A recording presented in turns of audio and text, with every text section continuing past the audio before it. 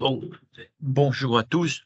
En tout cas, merci à tous parce que, on a eu un franc succès, de réponse par rapport à ce que l'on vous a proposé.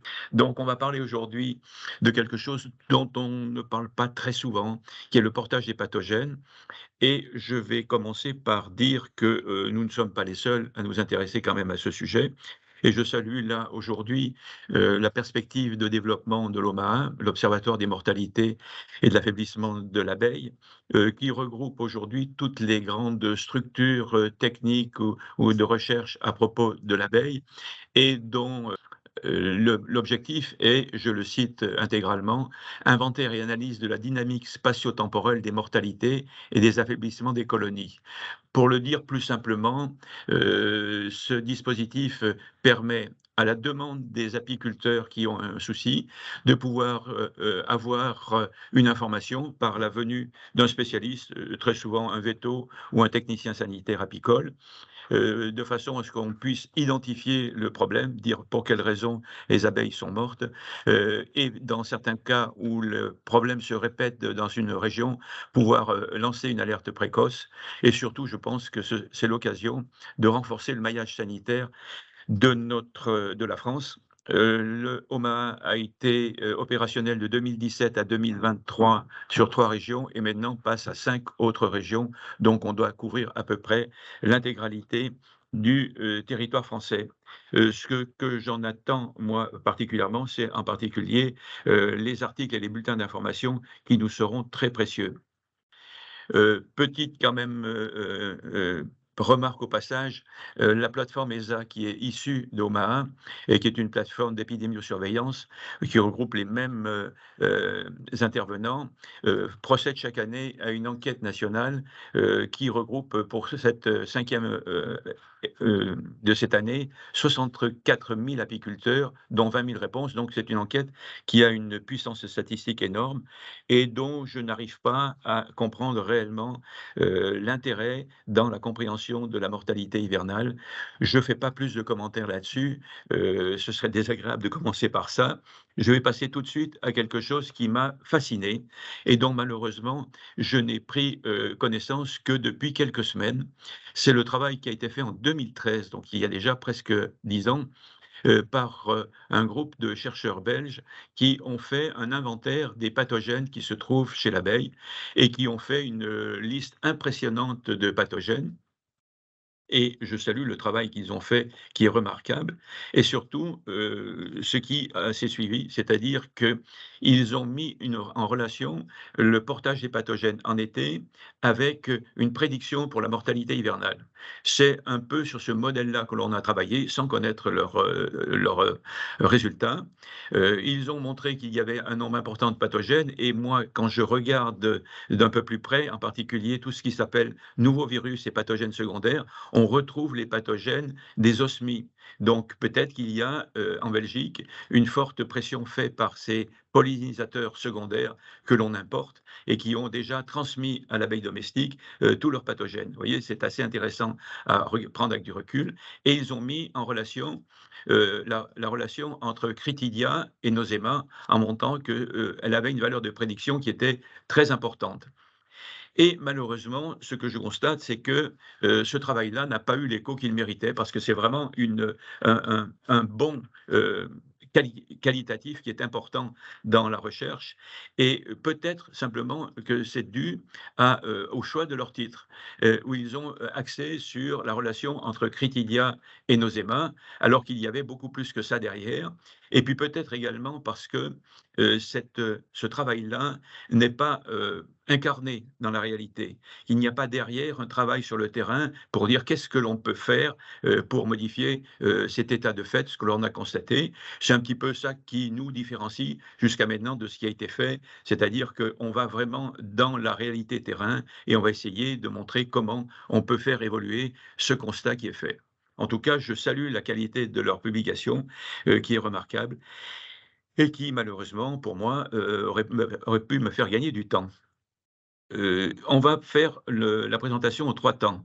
Un premier temps, je vais vous présenter Nosema ceranae et les virus sous l'angle de ce qu'ils ont, de délétère tout en n'ayant aucun impact au niveau des symptômes affichés.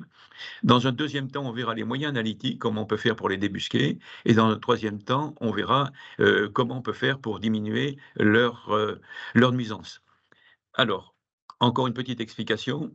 Dans l'approche conventionnelle jusqu'à maintenant, on le voit bien d'ailleurs dans ce que j'ai expliqué dans la première diapo, on part du symptôme, de la mortalité, on fait une confirmation post-mortem ou sur les autres ruches où il y a eu de la mortalité, et puis on aura un bulletin d'information et une alerte. Dans ce que nous proposons, nous travaillons très en amont, c'est-à-dire sur des abeilles qui ne présentent pas de symptômes.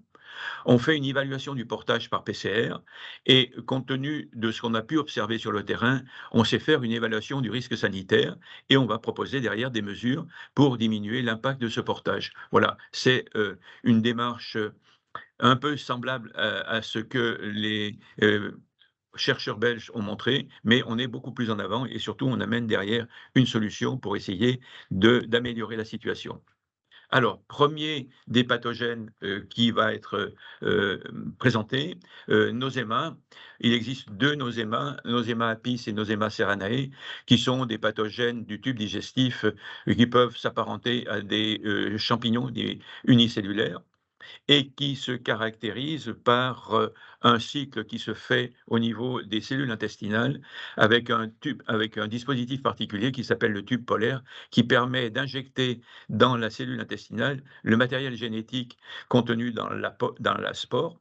Ce matériel va se multiplier en occasionnant d'énormes dégâts au niveau des cellules intestinales et puis va libérer à un moment des spores dont je signale qu'elles sont extrêmement résistantes dans le milieu extérieur. Voilà en simplifié le cycle de reproduction de Nosema avec un distinguo assez important.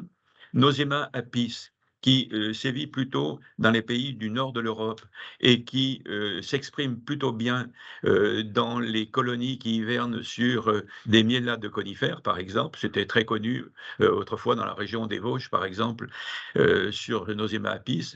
On est plutôt dans les pays du sud de l'Europe, France compris, Espagne, ainsi de suite, vers Nosema ceranae, qui est capable de faire autant de dégâts que Nosema apis, mais d'une manière beaucoup plus discrète, parce que les symptômes sont plus rares et que s'ils doivent s'exprimer, ils s'expriment plutôt dans la période printemps-été plutôt que dans la période hivernale.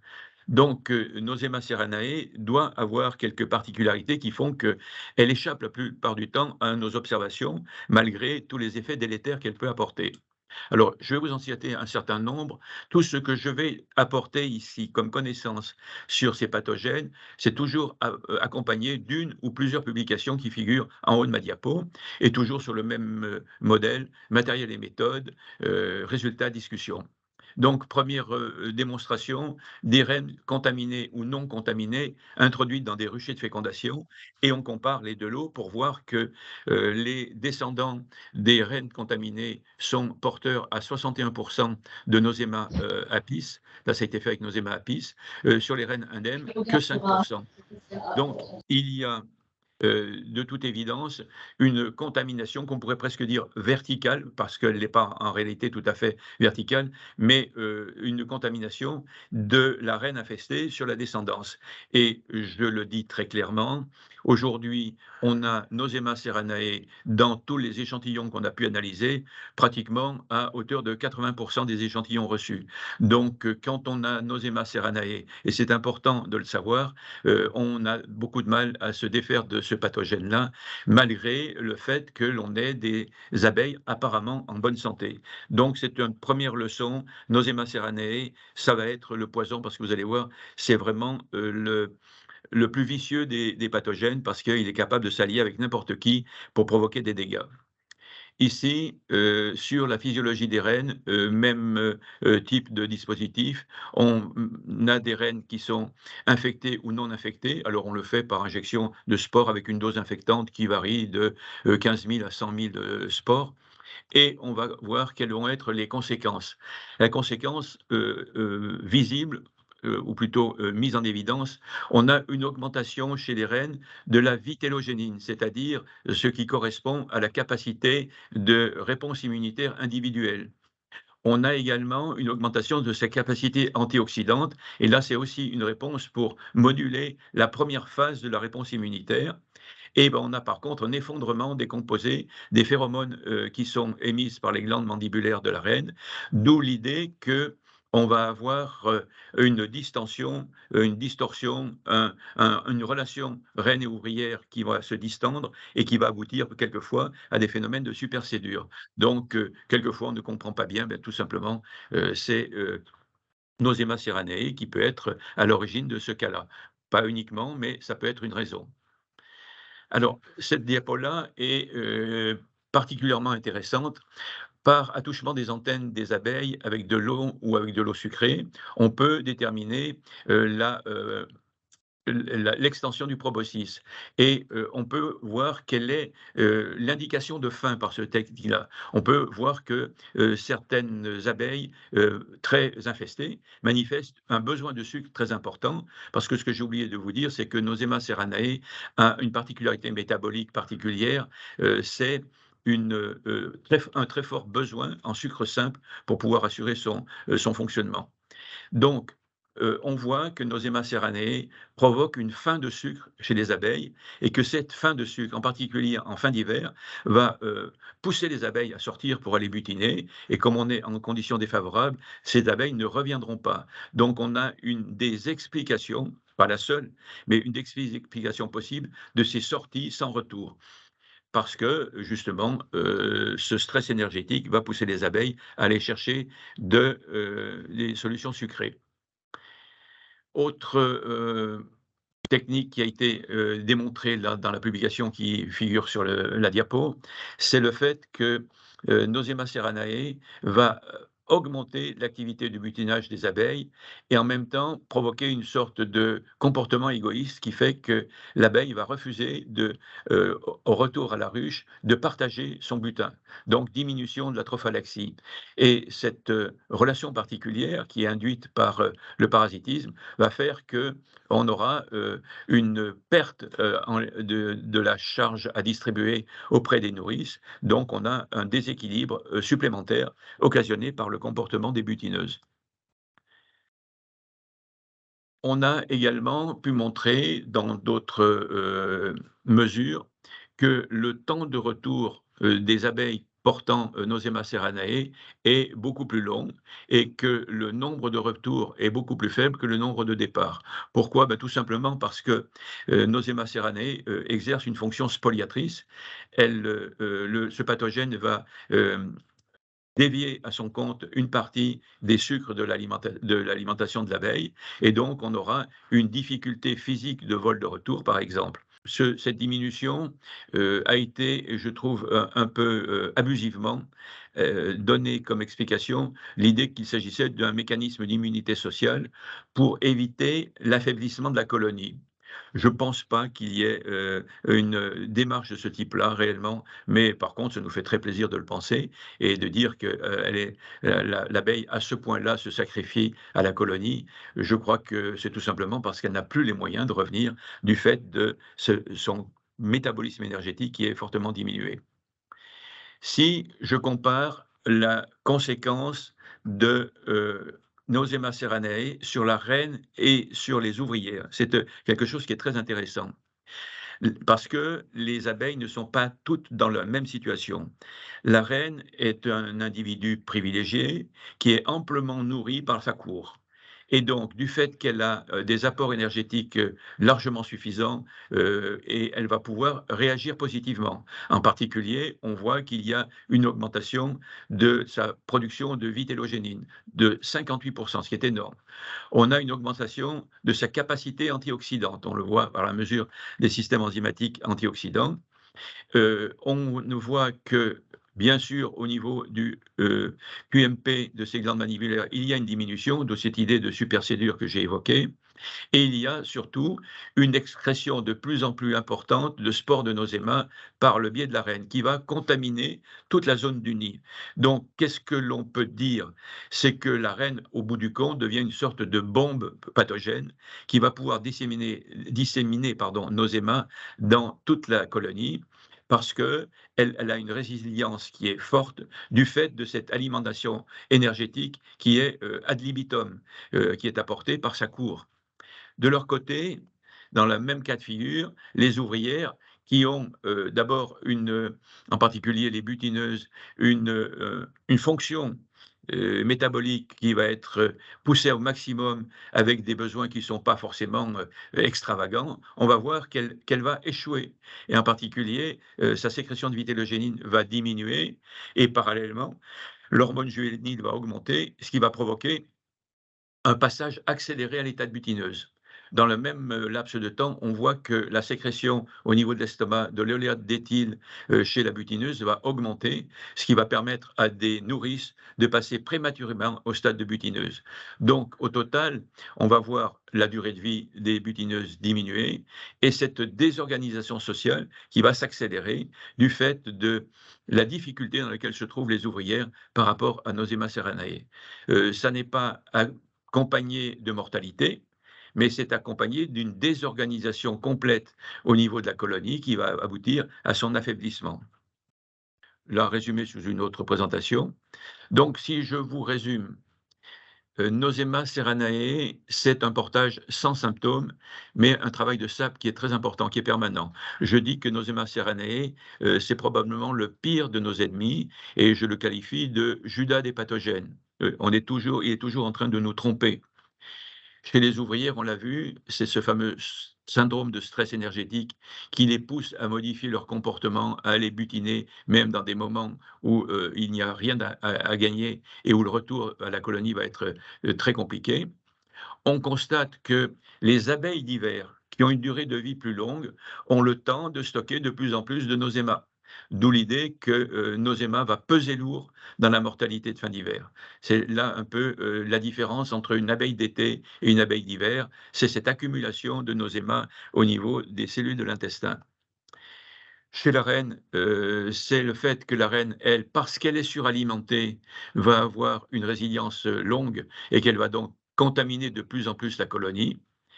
Le fait également, je vais y revenir après, que vous avez quelquefois des gestes qui peuvent vous sauver la mise sans que vous en rendiez compte. Par exemple, le paquet de candy que l'on met quelquefois, à partir du 15 janvier, eh bien, il a certainement un effet, pour masquer nos émats, parce qu'on va brutalement mettre à disposition des abeilles, un sucre, qui va leur permettre de masquer ce fameux stress énergétique. Et donc, là aussi, c'est l'idée que les réserves énergétiques sont très importantes, bien qu'elles ne résolvent pas le problème de nos émas, mais en tout cas, elles peuvent le masquer. Mon dernier point est de dire, nos émas, c'est compliqué, mais peut-être que l'on a aujourd'hui des perspectives encourageantes. Je vous en ai pris une, celle des huiles essentielles. On a la même démonstration qui est faite avec des probiotiques et je vous la ramène ici où l'on voit que l'on a injecté une dose plutôt faible de 18 000 spores de noséma à des abeilles qui, pour certaines, ont servi de lot témoin. Pour d'autres, ont reçu un antioxydant, le resveratrol, dans leur solution de candy. Et dans l'autre, on a mis euh, un extrait d'huile essentielle qui est le thymol, à raison de 100 ppm dans le candy. Et l'on voit que les abeilles, à 25 jours, lorsqu'on les contrôle, pour le lot témoin, on est à 98 millions de spores par abeille. Pour le lot avec resveratrol, on est à peu près dans le même niveau. Et pour le lot à thymol, on a vraiment baissé pratiquement de 30%. Mais dans les deux cas, thymol et resveratrol, on a augmenté la durée de vie des abeilles. Et là, c'est important, j'y reviendrai ultérieurement, parce que dans les deux cas, on a un mécanisme qui joue sur l'immunité de l'abeille et qui peut expliquer, d'une part, la baisse conséquente de la population de noséma avec le thymol, et dans les deux cas, une augmentation de la longévité, parce que le côté antioxydant de ces deux éléments-là nous permet d'augmenter la durée de vie des abeilles. J'ai fait un recoupement avec les protocoles que l'on vous propose. Et dans l'essai qui figure ici, j'ai pu calculer que la quantité de thymol par gramme de sirop administré était de 0,1 mg par gramme. Dans ce que l'on vous propose aujourd'hui, Il existe 2 solutions. Une solution simple d'entretien qui s'appelle Bifoul Stimulation, qui est un sirop, 50-50 additionné d'huile essentielle et d'oligo-éléments. On est à 0,12 milligrammes de sirop avec, thymol et carbachol. J'ai mis thymol et carbachol parce que ce sont, 2, composés phénoliques qui sont exactement, équivalents dans leurs conséquences. On est donc dans l'ordre de grandeur de l'essai qui figure là-dessus. Et quand on vous fait le protocole dont je vais parler avec Bifoul Plus à 8 millilitres par litre, on est à 2 fois et demi la concentration qui est dans le protocole ici. Donc, vous comprendrez que dans ce que l'on va vous montrer, on puisse avoir une efficacité, non pas très spectaculaire, mais de baisse et d'amélioration de la situation quand on a du portage avec Nosema Serranae. Voilà à peu près ce que je voulais vous dire, sur Nosema. Donc, ce parasite intestinal, assez vicieux pour provoquer des troubles du comportement qui aboutissent à la désorganisation de la ruche et quand même un parasite pour lequel on a peut-être bien quand même des solutions aujourd'hui à proposer. On va passer au deuxième groupe de pathogènes repérés, les virus. Vous avez ici l'image de synthèse du virus DWV qui nous donne à peu près l'idée de à quoi peut ressembler un virus. Et je vous ai mis schématiquement, pour ceux qui ne le connaissent pas bien, le cycle de multiplication des virus.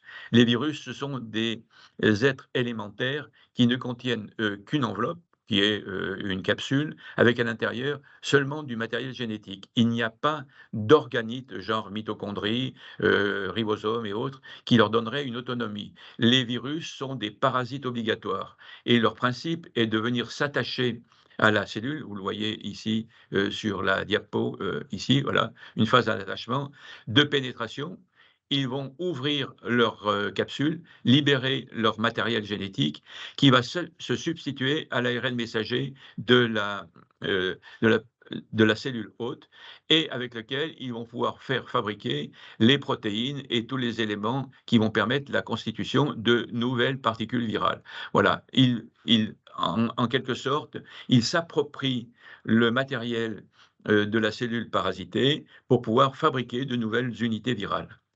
Et dans ce que l'on connaît aujourd'hui de la relation du virus parasite intracellulaire avec la cellule hôte, on a deux formes principales. Une forme dite latente, c'est-à-dire sans symptômes, où il y a une accumulation intracellulaire du virus ou des divers virus. Et puis une forme clinique où, à l'occasion d'un facteur déclenchant, il y a multiplication du virus, très forte contagiosité, c'est ce qui caractérise les pathologies virales, entraînant une forte mortalité. Et c'est sur quoi nous allons insister en disant, les formes latentes, oui, pourquoi pas, mais attention, on passe facilement d'une forme latente à une forme clinique. Et c'est cette bascule-là sur laquelle on va essayer de mettre le doigt pour dire rien n'est jamais gagné. Alors, quelques généralités encore. La majorité des virus de l'abeille sont des virus à ARN. Quelques-uns d'eux, à ma connaissance, sont des virus à ADN. On a identifié 60 virus à ce jour chez l'abeille, je pense qu'on n'en a pas fini. C'est quand même une caractéristique très particulière de l'abeille. On ne connaît pas chez les autres animaux d'élevage une quantité aussi importante de virus. On considère qu'aujourd'hui, en gros, une quinzaine sont réellement pathogènes. Il y en a tellement et on en découvre tellement de nouveaux qu'on a, construit, enfin organisé un comité international pour les baptiser, pour que chacun, puisse, s'y retrouver un peu. Et par exemple, on voit que le virus des ailes déformées, DWV, qu'on croyait être unique, eh bien aujourd'hui, on sait qu'il y a 3 phénotypes. Un, le A, qui est présent à hauteur à peu près de 25 dans les, effectifs aujourd'hui en France. Le DWB, qui est lui beaucoup plus présent et beaucoup plus pathogène, à peu près 85 des effectifs. Et puis le DWC, qui est une sorte d'hybride entre les 2 précédents. Je vous mets ici à peu près le niveau de prévalence des virus dans les cheptels apicoles tel que on le publie et tel que nous l'avons vérifié. Je vous donnerai les chiffres exacts de ce que nous, on a pu vérifier. On a par exemple pour DWV qui traditionnellement est élevé, on n'est plus qu'à entre 15 et 30 mais son associé DWB, que nous appelons souvent dans nos analyses VDV1, est présent au minimum à 80 BQCV 95, c'est SBV, le virus du couvain saxiforme, entre 20 et 80, quelquefois, et il est donc très élevé. Le virus de la paralysie chronique, c'est-à-dire la maladie noire, 40 à 60. Le virus de la paralysie aiguë, je l'ai mis entre 10 et 20. Je trouve qu'il est beaucoup plus bas que ça. Le virus Cachemire, moi je le trouve très amusant celui-ci. Il peut être quelquefois à des proportions très élevées et puis disparaître brutalement. Il y a de toute façon, et on va le voir, une très forte relation entre les populations de virus et puis la population de varroa destructor. Soit parce que varroa destructor assure un portage passif des virus d'un individu piqué porteur de virus à un autre individu piqué non porteur de virus, soit parce que le varroa destructor lui-même assure à l'intérieur de son organisme la multiplication des virus, dont en particulier VDV1, qui se multiplie allègrement chez Varroa destructor. Alors, les modalités de transmission des virus. C'est important à connaître parce que ça donne aujourd'hui des conséquences immédiates dans la pratique apicole. La transmission verticale indique que la reine peut pondre des œufs qui sont contaminés à l'intérieur des œufs. Tout ce qui est dans la catégorie DWV, que ce soit le A, le B ou le C, c'est possible d'une contamination à l'intérieur de l'œuf. BQCV, SBV, quelquefois, occasionnellement, mais en tout cas, forcément, à la surface. C'est ce qui est la deuxième partie, la contamination des voies génitales de la reine, qui va contaminer au dernier moment, au moment de la ponte, l'ovocyte. Même chose chez les mâles, contamination du sperme des faux-bourdons et contamination vénérienne possible au corps du vol nuptial. Donc, cette transmission verticale vous indique à tous que lorsque vous avez des virus, vous les aurez de génération en génération. Et on vous le montrera entre des colonies et leurs colonies filles. On a exactement des contaminations de même nature. Donc, à un moment, il est nécessaire de se poser la question, qu'est-ce qu'on peut faire pour interrompre cette contamination transgénérationnelle? Deuxième type de contamination, la transmission horizontale. C'est en particulier celle que fait Varroa destructor, dont je viens de rappeler qu'il est capable de contaminer toutes les castes, le couvain, les mâles, les ouvrières, la reine, dont je dois rappeler aussi que par trophalaxie, les ouvrières en particulier échangent entre elles les virus.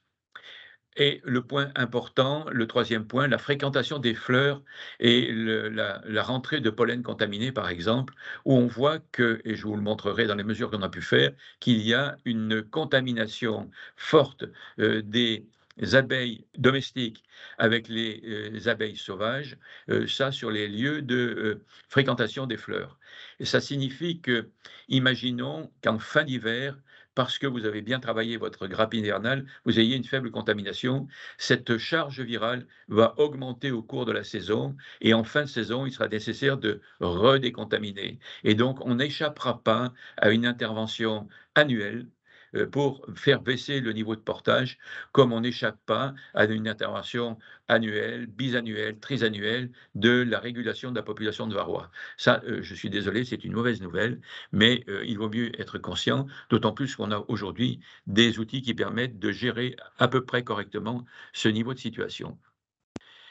Ici, un travail fait par Fanny Mondet à l'INRAE, qui est très intéressant et qui montre que l'arrivée de varroa dans les derniers territoires nous a permis de suivre la conséquence de l'arrivée de varroa par rapport aux virus qui préexistaient sur ces territoires. Il y a eu une brusque développement des virus à l'arrivée du varroa, qui a été ce rôle de multiplicateur, de transporteur passif des virus. Et dans les 3 à 5 ans qui ont suivi l'arrivée de varroa, on a vu les phénomènes viraux beaucoup s'amplifier, puis redevenir, alors c'est sur le graphe de droite où on voit le mieux, puis revenir à peu près à des états normaux, chacun évoluant à son rythme derrière. Mais en tout cas, par exemple, pour ce qui est, et là on revient sur le graphique de gauche, pour DWV ou ces phénotypes associés, on a une croissance permanente et une domination par rapport aux autres, c'est-à-dire une prévalence beaucoup plus forte, parce que dans cette famille-là, on se multiplie à l'intérieur de varroa. Donc, je le dis, je le répéterai, la gestion de varroa est fondamentale, mais on voit également que certaines populations de virus ont pris leur distance par rapport à varroa et on peut avoir aujourd'hui de très fortes contaminations en VDV1 avec une faible infestation en varroa. Donc, lorsque l'on dit il faut gérer la population de varroa, on a raison, il faut bien la gérer, mais le fait de la gérer permet de diminuer la population de varroa, mais ça ne change rien dans la population de virus. Donc, en fin de saison, on avait pris jusqu'à maintenant l'habitude de faire un nettoyage varroa, en gros, après la dernière mêlée du mois d'août, par exemple. C'est bien, on fait chuter la population de varroa et c'est important parce qu'elle est à ce moment-là son maximum, mais on n'a pas fait chuter la population ni de virus ni de noséma. Et donc ça, il faut bien comprendre cette donnée nouvelle qu'aujourd'hui on peut mettre en avant. Les lésions dégénératives de l'ovaire. Alors il existe plusieurs publications à ce propos et on voit qu'on a une coloration jaune au niveau de l'apex des ovaires avec plein de cristaux qui apparaissent qui appartiennent à autant de particules virales, qu'on a un mécanisme de nettoyage de l'ovaire qui s'appelle l'apoptose qui est un peu endommagé et fonctionne mal. Et donc, les ovocytes qui sont pondus sont des ovocytes qui sont contaminés. Et je voudrais rendre hommage à une chercheuse française, Bertille Provost, qui, lors du congrès, je le rappelle à tout le monde, de la FNOSAD à Aix-les-Bains, nous a montré ces images-là et nous a fait un compte-rendu de son travail en disant: «Eh bien, écoutez, je suis désolé, mais parmi toutes les abeilles que j'ai pu examiner, voyez combien certaines ont des ovaires très endommagés. J'ai trouvé du DWV» parce qu'à ce moment-là, on ne faisait pas la différence entre le A, le B et le C. J'en ai 100. Pareil, ah bah si, je vois que VDV1 était là. J'ai trouvé la même chose, c'est IAPV et puis pour les autres, j'en ai trouvé, beaucoup.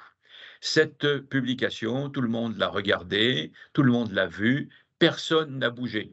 C'est-à-dire qu'elle est apparue comme étant une belle construction intellectuelle, mais comme il n'y avait pas derrière de réponse clinique et de moyens de remédier à cet état de fait, eh bien, elle est restée comme ça en attente et moi, j'ai le plaisir de la ressortir et de rappeler combien on a perdu de temps par rapport à ce qui avait été publié il y a maintenant plus de 10 ans.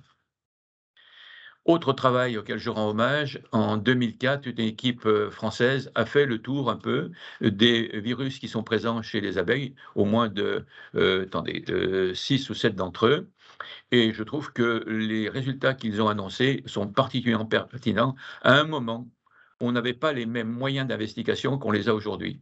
Donc là aussi, je rends hommage à leurs résultats et aux petits commentaires qu'ils font en fonction des fréquences saisonnières ou bien de la difficulté à mettre en évidence certains virus parce qu'ils sont présents mais difficiles à détecter.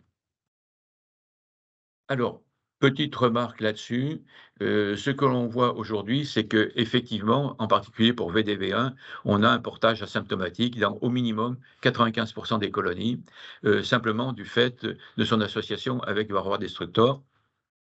L'idée que le varroa, pardon, les virus sont plutôt favorisés par les basses températures, plutôt que les hautes températures et puis l'idée que, dans des colonies fortes, ce sont les colonies qui sont les plus vulnérables parce que, il y a une très forte contamination et elles permettent une vraie flambée virale. Donc, c'est il y a rien d'étonnant, c'est une logique même de, la multiplication des virus. C'est toujours les plus belles colonies qui vont s'effondrer et on se demande pourquoi.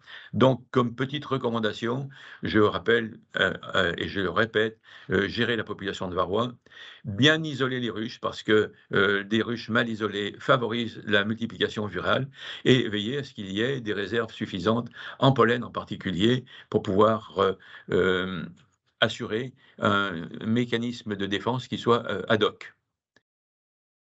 Alors, les virus ont, contrairement à Nosema, un autre type de conséquences au niveau du comportement des abeilles. On a d'abord montré que la maladie virale, la plupart du temps, est une maladie qui affecte tous les organes de l'abeille. Et là, on va les retrouver à tous les niveaux, particulièrement au niveau du tissu nerveux.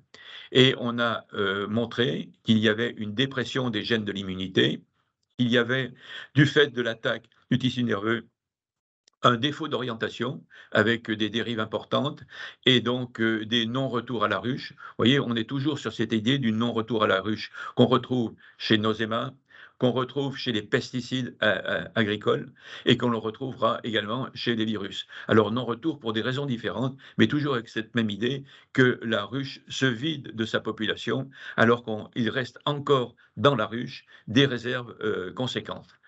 Voilà ce que je voulais vous dire, déséquilibre des castes, voilà, effondrement de la colonie. On essaye de comprendre un peu, par ce petit schéma que j'ai fait ici, comment, les conséquences de la présence de virus à l'intérieur des cellules de l'hôte. Vous avez dans la partie gauche de mon schéma, un petit résumé schématique, le noyau à l'intérieur de la cellule et puis vous avez, des petits outils qu'on appelle les ribosomes, qui vont recevoir avec l'ARN messager des ordres pour fabriquer des protéines. C'est un peu schématiquement le fonctionnement d'une cellule. Lorsque vous avez un virus qui pénètre dans la cellule, il va détourner à son profit un ou plusieurs ribosomes pour faire telle ou telle fonction. Donc, il y a une altération d'une ou plusieurs fonctions. Mais lorsque vous avez plusieurs virus et des unités virales en très grand nombre, vous allez altérer un nombre important de fonctions. Et donc, par exemple, aujourd'hui, vous avez ici le résumé un peu de ce que l'on constate dans les Covid longs en santé humaine. Par exemple, le fait que les cellules nerveuses sont prioritairement altérées et que c'est sur la sécrétion d'acétylcholine qu'on va voir apparaître des troubles conséquents sur ces fameux Covid longs. Eh bien, on a la même chose au niveau de nos abeilles contaminées par des virus. Et là, pour moi, se pose la question fondamentale, quel est le résultat de la sélection que l'on fait aujourd'hui quand on a des abeilles qui sont en gros des polyhandicapées? On a plein de fonctions qui sont bloquées et on a vraiment des difficultés à voir s'exprimer un certain nombre de gènes parce qu'il y a ce parasitisme-là. Et la deuxième question que je soulève est de dire, dans les cheptels expérimentaux, jusqu'à maintenant, on voit bien les précautions qu'on prend vis-à-vis de Nosema serranae quand on veut faire une expérimentation sur Nosema serranae, mais je n'ai pas encore vu de gens qui aient publié l'état de portage viral des cheptels expérimentaux. Et pourtant, je pense qu'il y a là un biais fort et que quelquefois, quand on voit des publications sur le même sujet avec des résultats discordants, il ferait bon d'aller voir quels étaient les portages viraux dans les deux cheptels et de pouvoir comparer ces portages avec la discordance sur les résultats obtenus.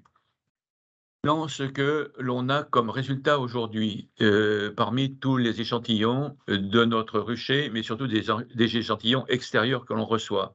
On voit que Nosema serranae, c'est à peu près 80 des cheptels aujourd'hui qui montrent la présence de ce pathogène. Nosema apis guère plus de 10 des prélèvements et on a quelquefois, pardon, cohabitation des deux Nosema. Dans c'est VDV1 qui est le plus présent, 95 des résultats des prélèvements que l'on reçoit. DWA, beaucoup moins, 20. BQCV, je voulais marquer 60, SBV 25, ABPV, je pense que peut-être on va revoir un peu notre politique par rapport à ça, c'est relativement faible et je me pose la question s'il ne faudrait pas qu'on remplace dans notre kit ABPV par IAPV. On me dit que c'est également de l'ordre de 4%, alors que dans certains pays comme les pays d'Amérique du Nord, on a des présences beaucoup plus fortes. CBPV, donc la maladie noire, 40%. KBV, le virus Cachemire, il est très fantasque celui-ci. Quelquefois, il y a des niveaux très élevés et puis brutalement, il disparaît. Moi, je n'arrive pas à faire la différence. Est-ce que c'est notre approche de correction avec nos moyens ou est-ce que c'est parce que, tout simplement, il a des moments de fort développement et des moments d'effondrement? Et le virus du couvain saxiforme, c'est vraiment quelque chose, non, pardon, de la maladie, de la paralysie lente, c'est quelque chose qui n'est pas très, très présent. Nous, on l'estime à peu près à 15 des effectifs. Ce serait intéressant de comparer avec d'autres publications. À partir de là, on va évaluer là, c'était le niveau de présence. On va évaluer à l'intérieur de chaque échantillon que l'on reçoit la population de chacun des virus. Et on a le choix entre 2 moyens, soit on l'évalue à travers les cycles thermiques, combien il a fallu répéter l'opération pour pouvoir, mettre en évidence, une particule virale, ou bien on peut le faire par le nombre de particules. Dans les résultats qui vous seront transmis, on a privilégié les cycles thermiques, mais on a mis à côté le nombre de particules virales par microlitre de liquide.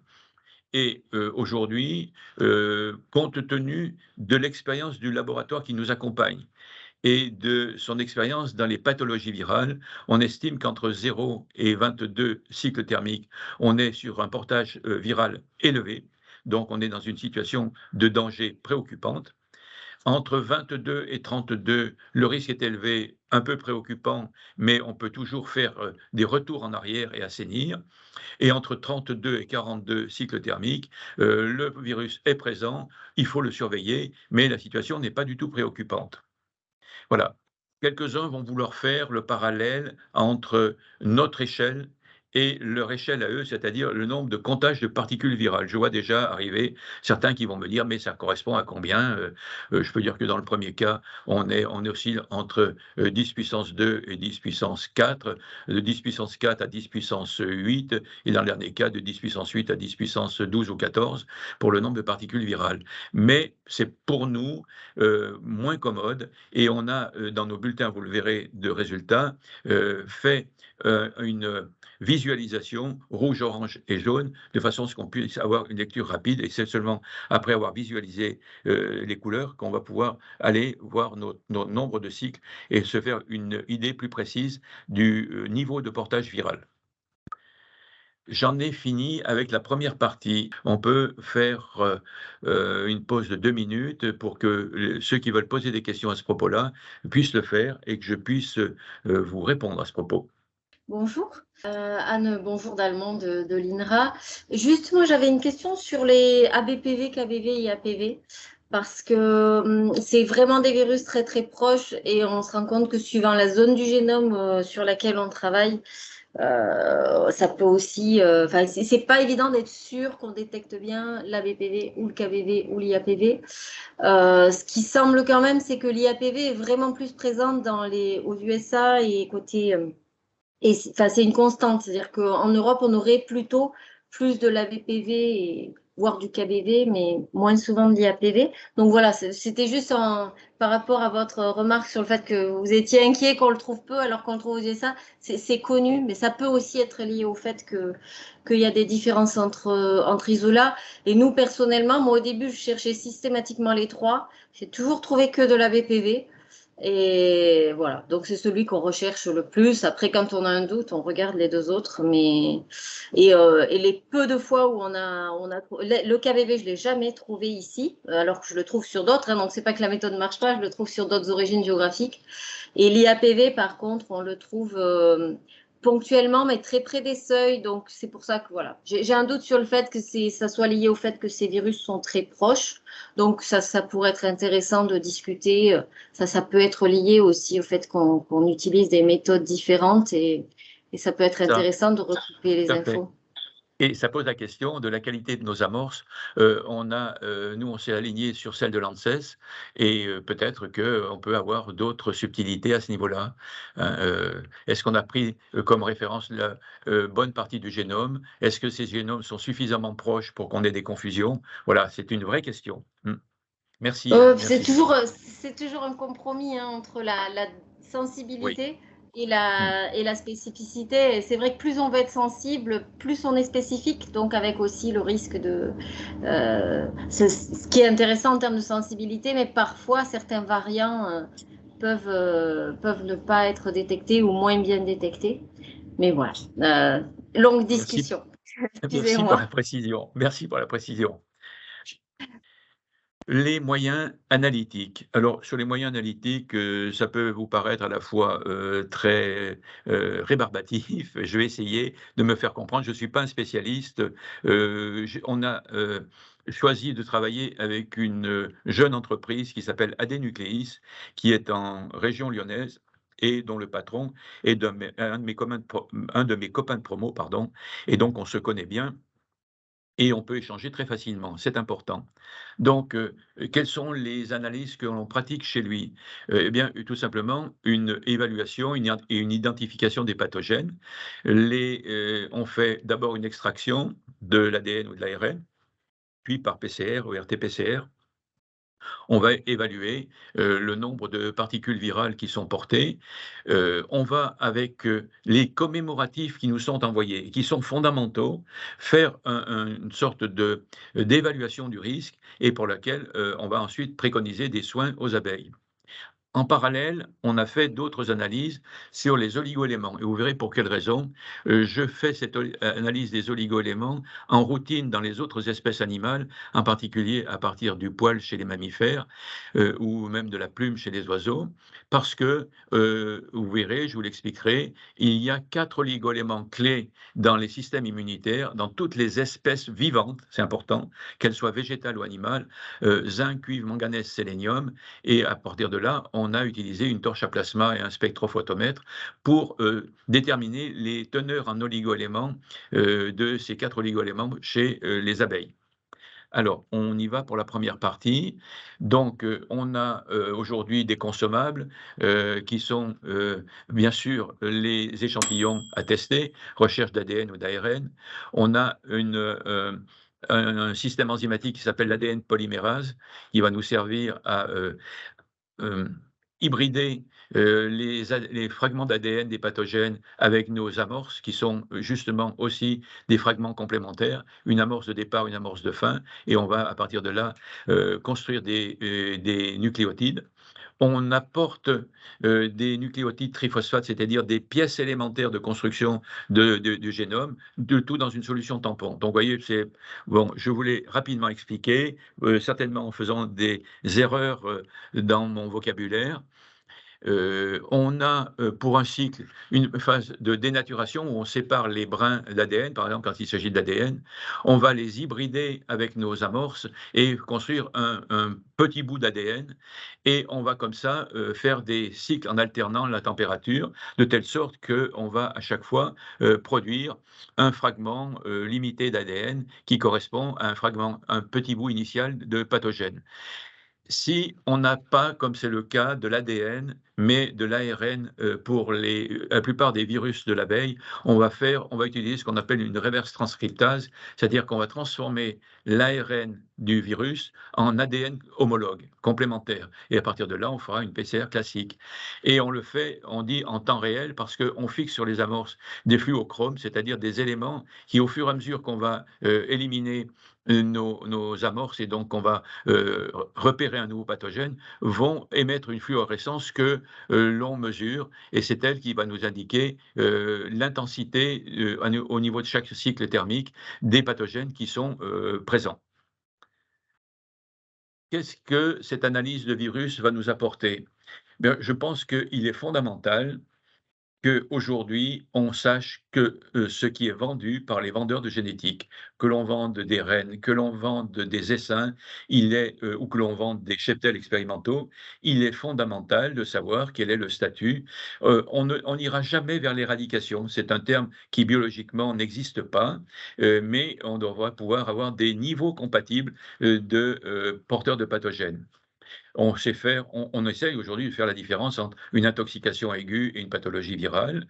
On aimerait bien, c'est ce qu'on vous propose, connaître les risques potentiels et je dis, la PCR est une méthode aujourd'hui extrêmement sensible, extrêmement, plutôt bien vulgarisé, mais qu'il reste encore des écarts dans les manipulations. On a eu beaucoup de difficultés. Il nous a fallu 3 ans pour roder notre compétence par rapport à ça et arriver aujourd'hui à, avoir dans notre repère, puisque c'est toujours un ensemble de repères qui sont, utilisés, dans notre schéma d'approche, quelque chose qui soit fiable. Donc, pas si évident que ça. Et par exemple, là, je vous ai mis schématiquement ce qui se passe, au niveau, de l'appareil. On a des phases successives, dans toute une période où le nombre de pathogènes qui sont révélés est relativement faible et puis brutalement, on a une phase exponentielle où là, à force de multiplier par 2 à chaque, à chaque, cycle, pardon, on va arriver à des nombres importants et quand, il y a un décollement, de la courbe et qu'elle croise une ligne dite une ligne seuil, on va repérer le cycle qui est significatif, de, l'infestation initiale. Alors, ne m'en demandez pas plus, les appareils sont aujourd'hui suffisamment sophistiqués pour m'indiquer à chaque fois quel est le cycle seuil. Donc je suis moi assez médusé par la complexité de ces appareils et puis leur fiabilité.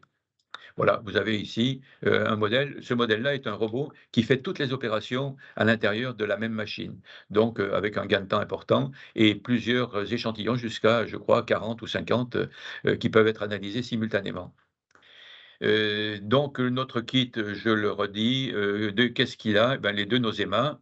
On a la loque américaine et je suis désolé, mais on trouve des porteuses de loque américaine. On a, pris 8 virus qui nous semblait être, significatif. Aujourd'hui, donc la question, on l'a évoqué, c'est, est-ce que IAPV aurait sa place?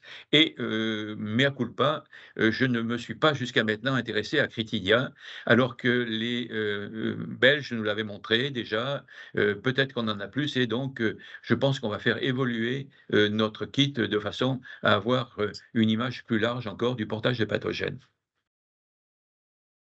Donc, comment en pratique, faire réaliser cette, image initiale? Elle est fondamentale.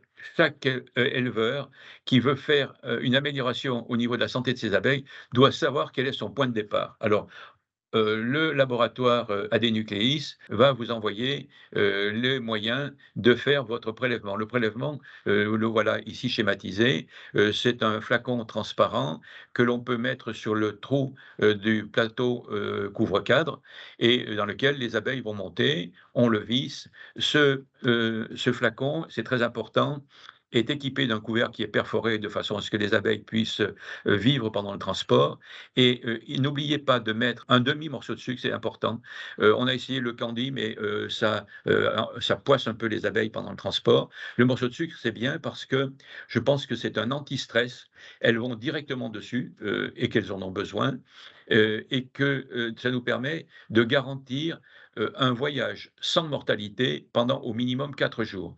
Alors, on essaye d'utiliser ce qui est mis à disposition par le laboratoire d'analyse, un kit qui correspond au bon de commande, qui correspond au relevé des commémoratifs. Très important, ces relevés de commémoratifs, qu'il faut renseigner précisément. On a le chèque, évidemment, 145 € TTC pour ces 11 analyses. Et puis, vous avez le kit qui est fourni ici pour le retour avec cet emballage sur lequel on va coller la vignette avec l'adresse du labo. De préférence, il faut travailler en début de semaine et faire un envoi qui n'excède pas le mardi, donc envoi le lundi ou le mardi, de façon à être sûr que même s'il y a un retard dans la livraison, le labo puisse travailler le prélèvement et qu'il n'y ait pas des prélèvements qui se perdent en fin de semaine avec des abeilles qui attendent, j'allais dire, dans une situation qui est particulièrement inconfortable. Nous travaillons sur des abeilles vivantes. C'est important parce qu'on a constaté que dès l'instant où il y a mort de l'abeille, même par réfrigération, on a fonctionnement de certains enzymes comme les ADNases, les ARNases, qui vont détruire une partie du matériel génétique des pathogènes. Et donc, on aura, en particulier, s'il n'y a pas eu de précaution de prise, sur des cadavres de 4 ou 5 jours, eh bien, on n'a pas une réponse qui est fiable là-dessus. Donc, nous travaillons sur abeilles vivantes. Et je rappelle, très en amont, sur abeilles sans symptômes. Et nos résultats, nous avons une méthode qui nous est propre. Donc, ne cherchez pas trop à voir, je l'ai dit, on a bien établi nos correspondances entre nos cycles thermiques et le portage et le nombre de particules virales. Pour nous, on en est au cycle thermique. C'est notre repère parce que c'est un repère qui cliniquement est commode à interpréter. Il y a un veto expert, en l'occurrence c'est moi, sur les risques de mortalité qui prend en compte le niveau de portage de chaque virus, le nombre de pathogènes, ainsi de suite, qui prend en compte également les commémoratifs transmis, parce que si quelqu'un nous envoie un un prélèvement et il dit: «Moi, j'ai pas de mortalité», on va bien voir s'il nous raconte des blagues ou pas. Mais s'il dit: «J'ai 50 de mortalité», on va ici comprendre pourquoi il a ces 50 là et on va, en fonction de ça, lui, proposer un protocole pour améliorer sa situation. J'ai mis en caractère gras confidentialité garantie, parce qu'il est bien évident que des professionnels qui, pour faire les choses correctement, veulent se soumettre là, nous n'avons pas à divulguer les résultats. Le président d'Adénucléis, comme moi, continue à payer sa cotisation au Conseil de l'ordre et on suit l'éthique de notre profession qui est de garantir la confidentialité sur l'état sanitaire du malade. Donc, de ce point de vue-là, nous avons engagé dans les comptes rendus que je fais, j'ai marqué mon numéro ordinal 5856 par exemple, qui montre que tout le monde peut me retrouver et tout le monde, s'il le souhaite, peut porter plainte si j'ai enfreint les garanties qui sont apportées par notre code de confidentialité. Voilà comment vous recevrez les résultats d'analyse d'un test que l'on a appelé Patobi. Vous avez en haut le résultat des analyses. Par exemple, dans ce cas-là, on a ici Nosema serranae. On est à 19 cycles thermiques. On est dans une zone à haut risque. Pour les autres, pour BQCV, pareil, zone à haut risque. Et pour Varroa VDV1, zone encore à plus haut risque. On est là, j'allais dire qu'on pourrait passer à la trappe à n'importe quel moment. Et puis, on a deux autres virus présents dans des zones très confortables avec 37 et 36 cycles thermiques. Donc, dans le compte-rendu, le commentaire brut à partir de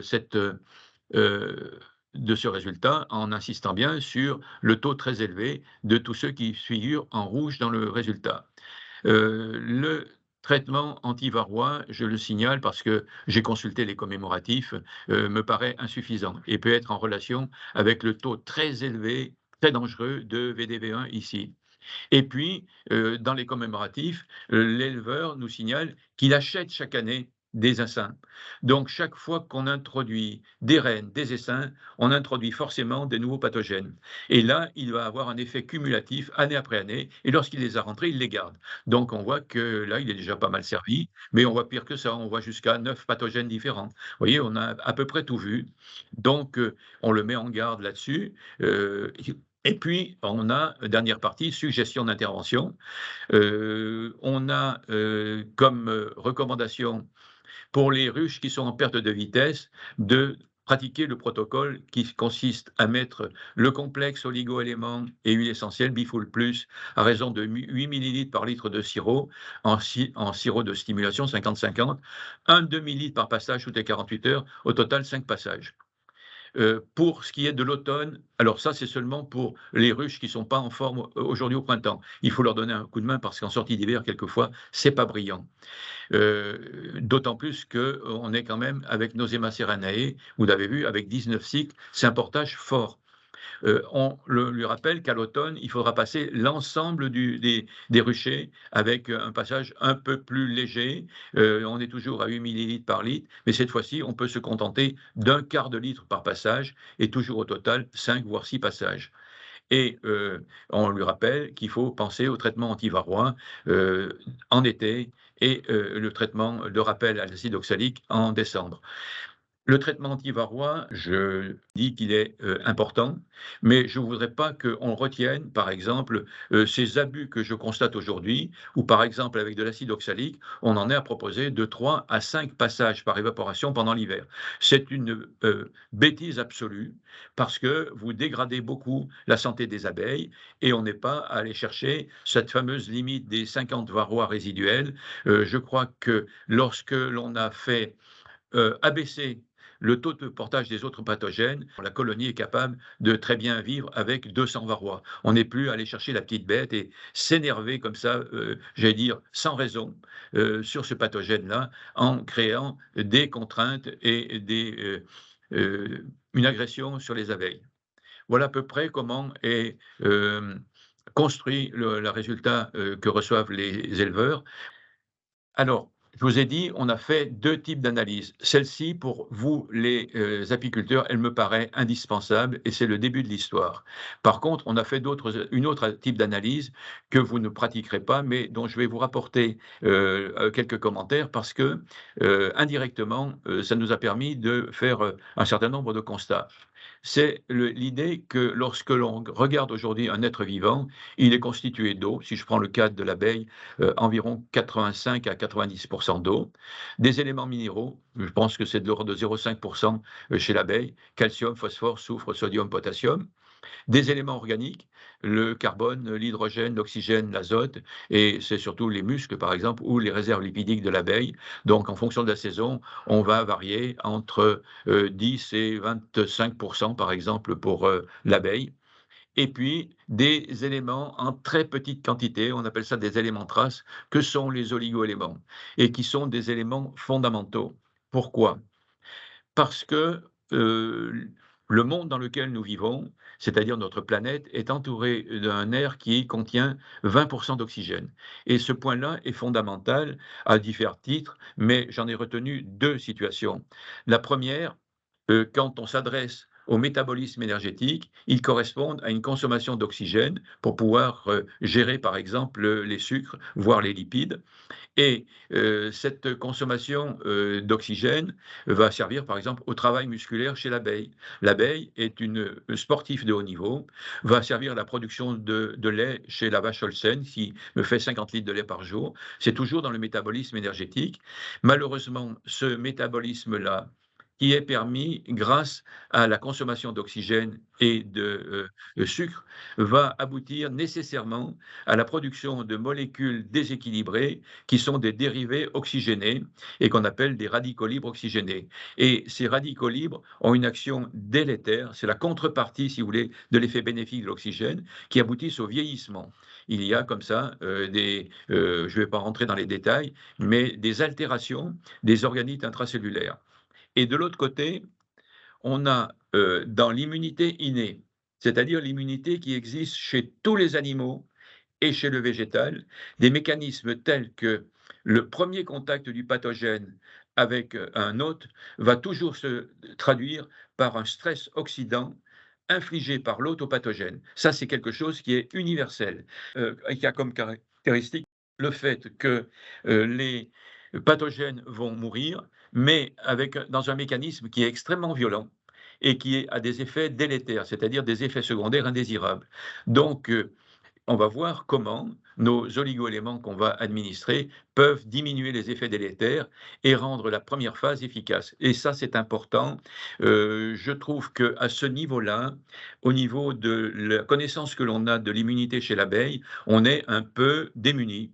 Alors que ce mécanisme-là, je le connais vraiment sur le bout des doigts chez les mammifères et qu'il me sert en permanence à prendre des directives, des moyens de contrer. On n'a pas d'antiviral, mais on a des stratégies antivirales. On n'a pas toujours des antimicrobiens, mais on a des stratégies antimicrobiens. C'est vraiment très important. Et c'est pas la molécule qui est un anti qui est le plus fondamental, c'est la stratégie qu'on va utiliser derrière. Alors, je reviens un peu sur l'immunité. L'immunité qui est un des 3 piliers, de la méthode que je développe, dans tout ce qui est approche de la santé dans le monde animal. 3 piliers, l'un qui s'appelle l'homéostasie, c'est-à-dire les mécanismes régulateurs qui lui permettent de faire face aux variations, environnementales. Les mécanismes de l'immunité, faire face à des agressions biotiques faites par des pathogènes vivants, et la symbiose, c'est-à-dire l'alliance que peut faire un individu avec des micro-organismes qui lui sont favorables. Donc, quand on a réglé ces 3 grands piliers fondamentaux, on a toujours la garantie d'un état de bonne santé stable. Revenons à l'immunité. Chez l'abeille, l'immunité, elle se caractérise pour l'immunité individuelle, abeille par abeille, par une immunité de barrière qui est constituée d'une part par la cuticule, l'enveloppe externe de l'abeille, par la membrane péritrophique au niveau de l'intestin et par le microbiote intestinal. C'est ça la barrière, les différentes barrières. Au passage, ça me permet de vous faire un petit rappel en vous disant attention, la cuticule, c'est très important et n'abusez pas des acides organiques parce que vous faites des lésions de la cuticule. Donc, c'est une mise en garde en disant oui pour l'acide formique, oui pour l'acide oxalique, mais dans un usage limité et raisonné. Le stress oxydatif, c'est un mécanisme qui chronologiquement est le premier qui va se produire et chez l'abeille, il est le fruit de l'intervention des cellules qui se trouvent dans le sang de l'abeille, qu'on appelle les hémocytes, et le fait des cellules intestinales qui vont libérer du monoxyde d'azote. Et puis, il y a un troisième étage qui s'appelle les peptides antimicrobiens, qui chronologiquement arrivent après le premier, le stress oxydatif. Et enfin, on a l'ARN interférent, qui est le mécanisme encore plus sophistiqué et qui va venir après, justement. Il y a toujours dans l'immunité une chronologie d'intervention et on va du plus brutal au plus sophistiqué des mécanismes. Et puis, vous avez à côté de ça une immunité collective qui fait que il y a à la disposition de la colonie des mécanismes qui vont protéger globalement la colonie. J'en profite pour rappeler que la propolis est un de ces mécanismes et qu'il faut arrêter de gratter les têtes de cadre, d'enlever cette propolis. Vous aviez comme ça certains affolés du ménage qui veulent que tout soit propre, tout brille. C'est une erreur fondamentale. Laissez-leur la propolis. Peut-être qu'un jour on fera un topo là-dessus pour montrer quels sont les niveaux d'action de la propolis. Et puis je rappelle que la sélection est aussi un moyen de travailler sur l'immunité collective, en particulier sur le comportement hygiénique de l'abeille. Alors, sur les mécanismes de l'immunité individuelle, vous allez avoir 5 minutes de torture, mais c'est fondamental pour comprendre ce qu'on en a fait. J'ai dit, le premier contact, ce que j'appelle la première ligne de défense, ce sont des mécanismes qui vont libérer ce que l'on appelle un burst oxydatif. Vraiment, on va déverser sur le pathogène des éléments oxydants. Et par exemple, si je prends aujourd'hui le rôle de différentes cellules figurées dans le sang de l'abeille, je vois que on commence à appréhender certaines fonctions. Par exemple, on dit les granulocytes, c'est de la phagocytose. Et et je préciserai, chez les mammifères, on sait décomposer la phagocytose. Dans une première phase qui est justement la phase très oxydante, le burst oxydatif, suivi d'une phase de digestion enzymatique. Donc phagocytose, c'est un mot qu'il va falloir décortiquer, pour lequel il faudra donner un contenu. On a une autre catégorie dont on dit il provoque la mélanisation, c'est-à-dire l'apparition du pigment noir. Alors, erreur fondamentale, c'est pas le pigment noir qui est la capacité de résistance. Le pigment noir, c'est le témoin du burst oxydatif qui s'est produit et qui a abouti à cette oxydation des éléments constitutifs de l'abeille. Quand on a la mélanisation, c'est-à-dire l'abeille noire, c'est le symptôme d'une virose généralisée pour lequel il y a une réponse de l'abeille, et c'est cette réponse-là qui aboutit qui est dont le témoin est la mélanisation. On a l'encapsulation, et je signale l'énorme travail fait par les cellules intestinales en libérant le monoxyde d'azote, qui lui aussi est particulièrement agressif par rapport aux pathogènes, dont nos émas, mais qui est également particulièrement agressif par rapport aux cellules intestinales. Donc, ce que je retiens de cette ligne numéro 1 de défense, c'est qu'elle est la plus précoce, qu'elle est systématique et qu'elle peut être délétère. La deuxième ligne de défense, c'est celle qui utilise les voies de signalisation, la voie Toll, la voie IMD, la voie JAK-STAT, et qui va libérer des peptides antimicrobiens. C'est Hoffman qui, en 95, a obtenu le prix Nobel parce qu'il a travaillé sur la voie Toll chez la mouche du vinaigre. Et on a voulu, et ça m'amuse beaucoup, derrière se précipiter pour voir si on avait vraiment ces voies de signalisation chez l'abeille. Et pendant 10 ans, on a vu des montagnes de publications là-dessus. Oui, rassurons-nous, il y a bien ces voies de signalisation chez l'abeille. Elles sont très bien. Elles sont peut-être, à mon avis, plus à direction bactérie que virus. En tout cas, pour l'instant, elles n'ont pas d'effet secondaire connu. Elles sont, j'allais dire, diplomatiquement plus fréquentables que la première ligne. Et enfin, aujourd'hui, on travaille sur l'ARN interférent, qui est très sophistiqué, qui permet de neutraliser l'ARN des virus et donc de protéger de l'ARN messager de l'hôte, et c'est très efficace, c'est spécifiquement antiviral, pas d'effet secondaire, mais je pense que cette voie-là, et c'est une hypothèse que je pose, pour être très efficace, elle demande que les voies précédentes le soient aussi. Donc, c'est toujours une cascade de réactions dans les mécanismes de l'immunité. Il n'y a pas de 3 réactions qui soient simultanées. Il y a un travail fait par chacune, et c'est sur la partie mécanisme oxydant que on a le plus travaillé, parce que c'est la ligne qui conditionne les suivantes. On a dit, il y a une production massive de composés oxydants pour tuer les pathogènes. Donc, le monoxyde d'azote et puis tout ce que les hémocytes peuvent produire. Et à partir de là, on a dit, il faut limiter les effets délétères de cette ligne-là pour que les autres deviennent très efficaces. Et comme antioxydants, on en a aujourd'hui qui existent directement dans les grains de pollen.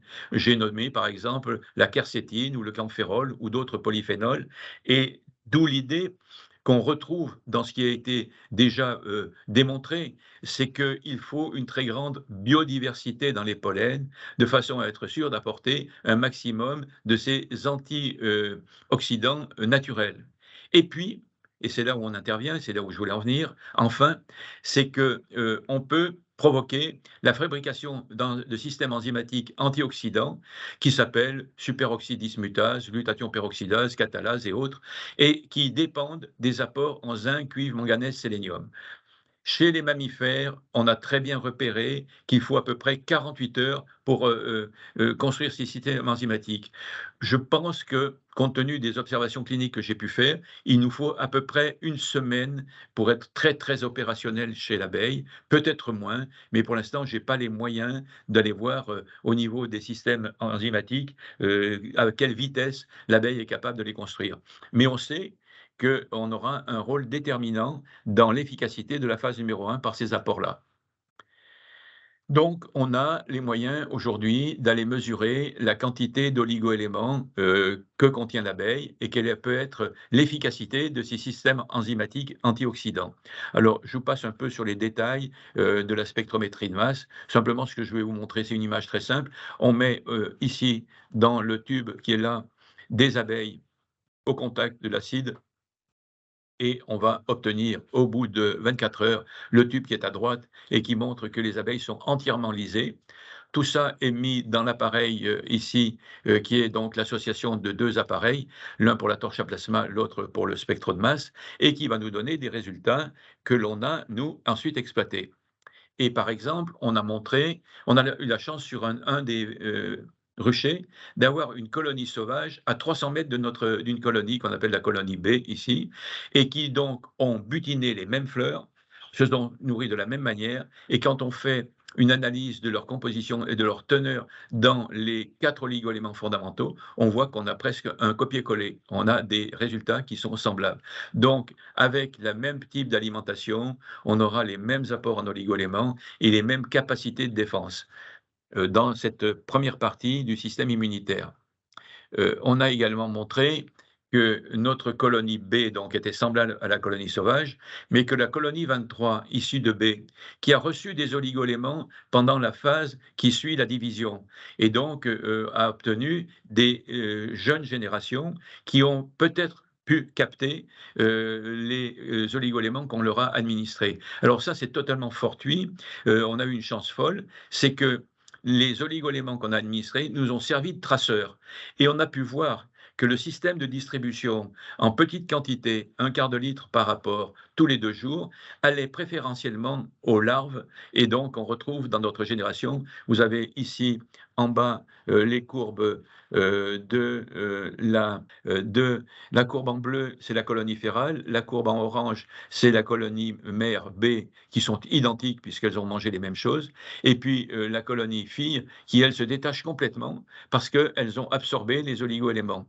Donc ce que l'on a validé indirectement, c'est que notre technique de distribution par petite quantité profitait d'abord aux larves en nourrissement, et je rajouterai et à la reine qui a le même type de nourriture que ce qui est apporté par les nourrices aux larves. Et donc, on peut de cette manière-là cibler les individus qui vont recevoir les oligoéléments. Donc c'est important, ça a été simplement avec le recul, ce n'était pas prévu.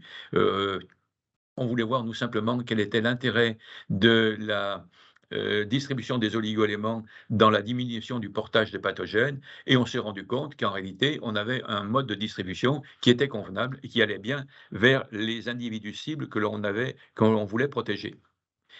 Je dis quelques mots on a dit des mots sur les moyens analytiques, je dis quelques mots sur le produit que l'on utilise, Bifool Plus, qui est un complexe d'oligoéléments qui sont dans des proportions particulières, qui, j'espère, ont l'air d'être bien tolérées, d'être efficaces, donc zinc, cuivre, manganèse, sélénium et fer, accompagné d'huile essentielle riche en polyphénol. Alors, je dis quelques mots.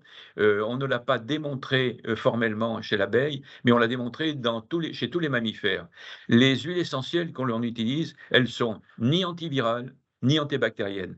Elles le sont au laboratoire, quand on met en contact les huiles essentielles avec un contact direct avec les virus ou les bactéries, à des concentrations qui, malheureusement, quand elles sont administrées aux animaux, sont parfaitement délétères. Donc, aux concentrations où on les utilise, elles sont plutôt des éléments de soutien du système immunitaire. Et en particulier, je pense au soutien de l'immunité locale au niveau de l'intestin pour ce qui est du cas de la nosémose. Donc, qu'on soit clair là-dessus.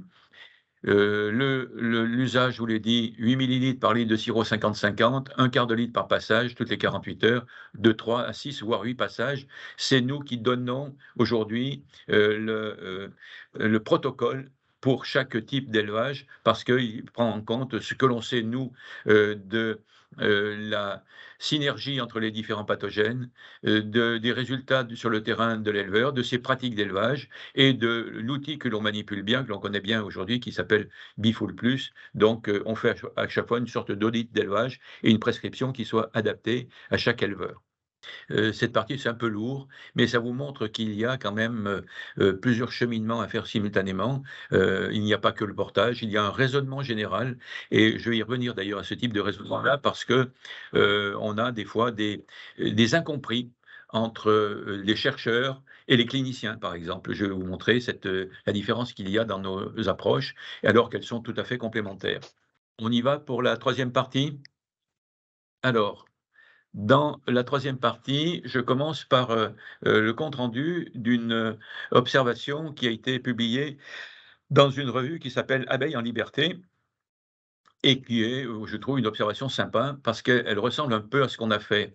Ce sont trois chercheurs de grande renommée qui, en France, au Luxembourg et en Allemagne, ont suivi des colonies férales pendant 3 ans consécutifs. C'est un peu le modèle qu'on a pris. Ne plus rester sur une image, mais sur le film complet, image après image, sur une durée longue, et qui ont montré qu'en réalité, les colonies férales ont de la mortalité hivernale, de la mortalité estivale, autant que les colonies domestiques, mais qu'au bout du compte, on a l'impression d'une continuité d'occupation parce qu'il y a le phénomène d'essaimage et de réoccupation des sites. Je trouve que là, ils mettent fin à cette notion comme ça très abstraite de l'éternité de la colonie férale. Non, elle a les mêmes soucis. Et j'en profite pour appuyer un peu par rapport à cette revue qui s'appelle Abeilles en liberté, que j'aime beaucoup parce qu'elle est très rafraîchissante. Elle a des points de vue différents du point de vue actuel. Elle s'intéresse à une multitude de sujets qui vont dans le sens de l'agroécologie, et que j'ai eu l'occasion dans cette revue déjà de publier l'influence des ondes électromagnétiques et du posé des ruches sur la santé des abeilles. J'ai eu l'occasion d'aborder ce que l'on voit aujourd'hui, à savoir le portage des pathogènes, et que je vais bientôt aborder chez eux une publication sur faut-il changer les rennes chaque année. Quand je pose la question dans ce sens-là, c'est en réalité pourquoi en est-on venu à avoir une telle résilience faible des rennes dans les élevages aujourd'hui? Voilà, donc écoutez, je vous encourage à prendre en considération cette revue-là, qui est une petite revue très bien illustrée, qui fait des numéros spéciaux. Elle a fait un numéro en particulier sur l'abeille noire, avec des témoignages qui sont, à mon avis, des témoignages à prendre en compte. Donc, on en arrive à notre mortalité des colonies. Aujourd'hui, dans un élevage industriel, dans ces élevages qu'on qualifie d'infréquentables, parce qu'ils ont un impact sur le bien-être animal, sur l'environnement. Quand un éleveur dit j'ai 2% de mortalité, c'est synonyme d'un échec technique, mauvais. Et quand je regarde notre enquête nationale, on est à 30%, qu'on a essayé de bidouiller avec seulement 13% de mortalité et 17% de perte. Mais montrer de tels chiffres à des éleveurs de bovins, à des éleveurs de volailles ou des éleveurs de tout ce que vous voulez, ça va les effarer totalement.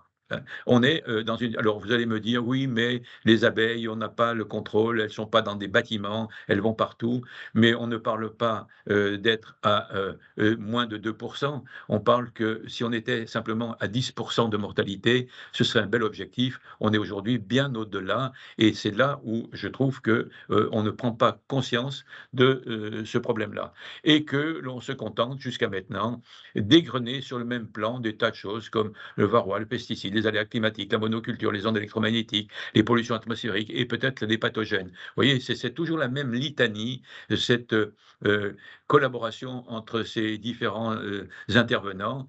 Ce que l'on a voulu montrer, que je vais essayer de vous montrer, c'est que parmi cette énumération, certains éléments sont plus déterminants que d'autres. Varroa destructor pour le premier là-haut, et puis les pathogènes pour le dernier ici. Donc, je ne nie pas l'action des pesticides agricoles ou apicoles, mais il y a quand même des acteurs aussi qui pèsent beaucoup, qui sont ces fameux pathogènes dont on va parler. Et il y a également besoin que l'on s'explique sur la nature des recherches ou du travail qui est fait. Quand je m'adresse à des gens de la recherche appliquée ou fondamentale, je lis, moi, leur but. La recherche appliquée consiste en des travaux originaux, entrepris en vue d'acquérir des connaissances nouvelles, conduits vers un but ou un objectif pratique déterminé. Donc, on a un objectif qui est bien cerné, qui est bien identifié initialement. On travaille toujours avec un lot témoin, un lot traité, avec d'ailleurs de toute façon le lot témoin qui évolue. On voit que maintenant, le lot témoin très souvent doit être soumis à un traitement déjà connu et non pas aucun traitement, avec des tailles de lot qui permettent d'avoir une puissance statistique du résultat, avec un essai qui est toujours limité dans le temps, limité à la démonstration qu'on veut faire.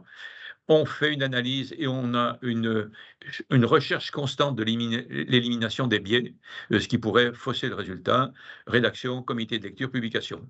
Il y a un code et une logique qui est là derrière. Et donc, on arrive à des résultats qui sont précis, limités, validés. Donc, que je ne conteste pas, dont je me sers beaucoup. Et moi, je n'ai pas cette culture-là. J'ai une culture de clinicien.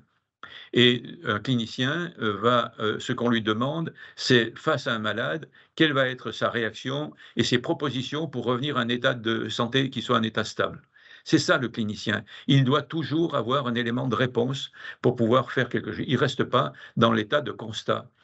Et comment nous avons procédé? D'abord, il n'y a pas de jour où je ne lise pas des publications, là, ici, sur le reportage des pathogènes, mais demain, ce sera sur les ennuis de santé de la reine, ainsi de suite. On a fait nos suivis de colonies sur 3 ans, c'est pour ça que j'ai rappelé la publication antérieure. On a mesuré de nombreux paramètres, population de varroa, production, essaimage, analyse en PCR 4 par an et suivi de la mortalité. On a suivi en temps réel les variations de population des pathogènes, c'est-à-dire qu'on a pu voir que lorsque, à un moment, ça dérape, qu'il y a un pathogène qui se met à augmenter sa population, ça peut entraîner la catastrophe derrière. Et puis, de la même façon, on a suivi les effets de bifoul dans le temps. C'est ce qu'on vient d'échanger là avec le précédent intervenant en disant, moi, je constate au bout de 15 jours qu'on a une pente qui est largement stimulée, même quand je suis dans des situations qui sont dramatiques, comme 15 cycles thermiques, par exemple, sur VDV1.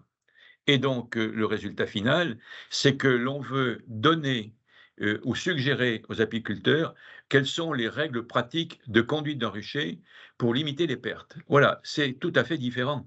On veut savoir concrètement, au jour le jour, comment on va procéder, comment on va faire, et on leur dit, ben, c'est une anticipation qu'il faut faire, et c'est comme ça que vous arriverez à gérer à peu près l'impact des pathogènes au niveau des colonies et que vous pourrez limiter les pertes hivernales.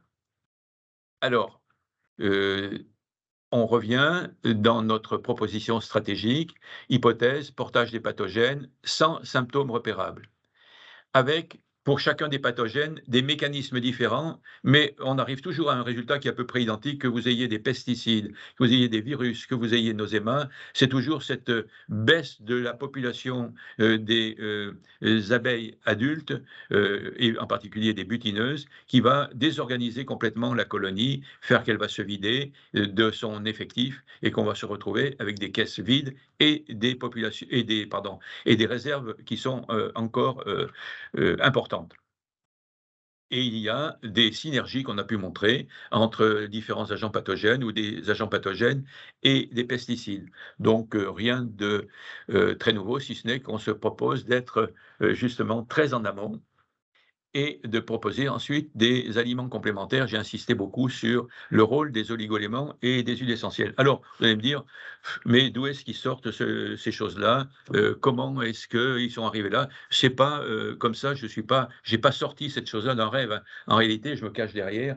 J'ai écrit il y a déjà 10 ans tout un bouquin sur ce que c'est que la santé, quels sont les mécanismes qui permettent de la maintenir. Et le bouquin a fait un record de vente, 15 000 exemplaires vendus. Ça ne s'est jamais vu sur un bouquin qui traite de la santé animale.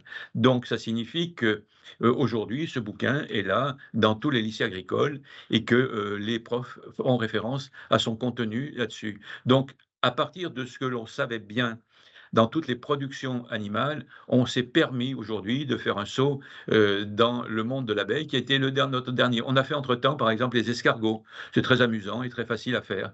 Donc, on a fait les oiseaux, on a fait les mammifères, et puis il nous restait l'abeille où j'ai, je ne sais pas, par un mécanisme, j'allais dire, un peu de réticence absolue, je me suis gardé ce dernier morceau-là et qui confirme parfaitement ce qu'on avait observé dans les autres espèces animales. Alors donc, la conclusion, c'est, préciser le rôle des pathogènes et puis aujourd'hui, on dispose d'un outil pour limiter leur effet. Dans ce que l'on a pu aujourd'hui, confirmer au niveau de nos essais, c'est qu'on a bien confirmé les transmissions verticales et horizontales et puis on a identifié des différentes situations dont je vais vous apporter des témoignages là-dessus. En transmission verticale, bah, tout simplement, on a comparé le niveau de portage des pathogènes entre une ruche et sa ruche fille par division. Et vous regardez une ruche numéro 5 et sa fille 17, la ruche numéro 1 et sa fille 13. On a un copier-coller des pathogènes qui sont là, avec d'ailleurs des niveaux d'infestation qui sont identiques. Ce qu'on a pu voir également, c'est qu'il y a une transmission horizontale. On a fait là, ici, la comparaison entre notre fameuse colonie férale à 300 mètres de la colonie B, et on a vu que non seulement elles avaient la même composition, mais elles ont également les mêmes portages de pathogènes.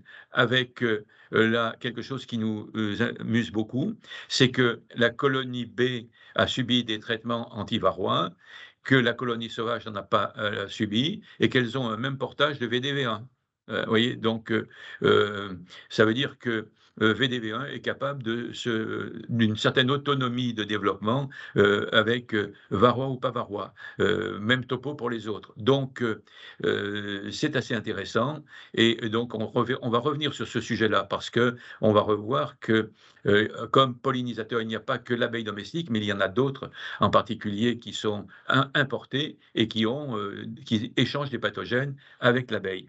Donc, dans notre transmission horizontale, je rappelle qu'elle est confirmée, que, on peut voir, que chaque année, on aura à renettoyer nos colonies en fin de saison de butinage. C'est inévitable, c'est comme ça, tout le monde l'a mis en évidence. Là, j'appelle ça: «Il n'y a pas de virus anodin». C'est-à-dire que dans le rucher, on a constaté à un moment, qui doit être, au mois de attendez que je recherche à quel moment on a fait notre analyse, le 5 août 22, tout le rucher au niveau de BQCV est à 26 cycles thermiques, sauf une ruche qui a BQCV à 17 cycles. Et cette ruche, précisément, elle est morte dans le mois et demi qui a suivi. Cette colonie-là, eh ben, a disparu. Eh bien, parce que BQCV, oui, qui peut être quelquefois redoutable, mais on ne sait pas pour quelle raison.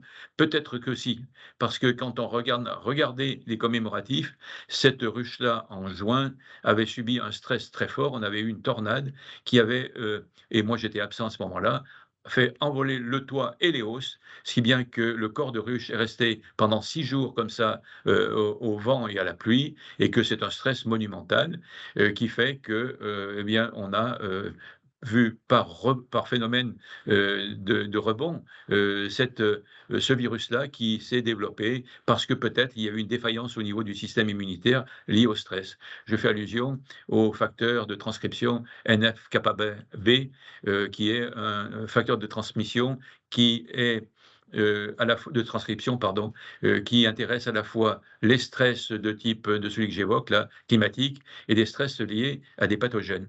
Donc, on a peut-être là, une explication, approximative.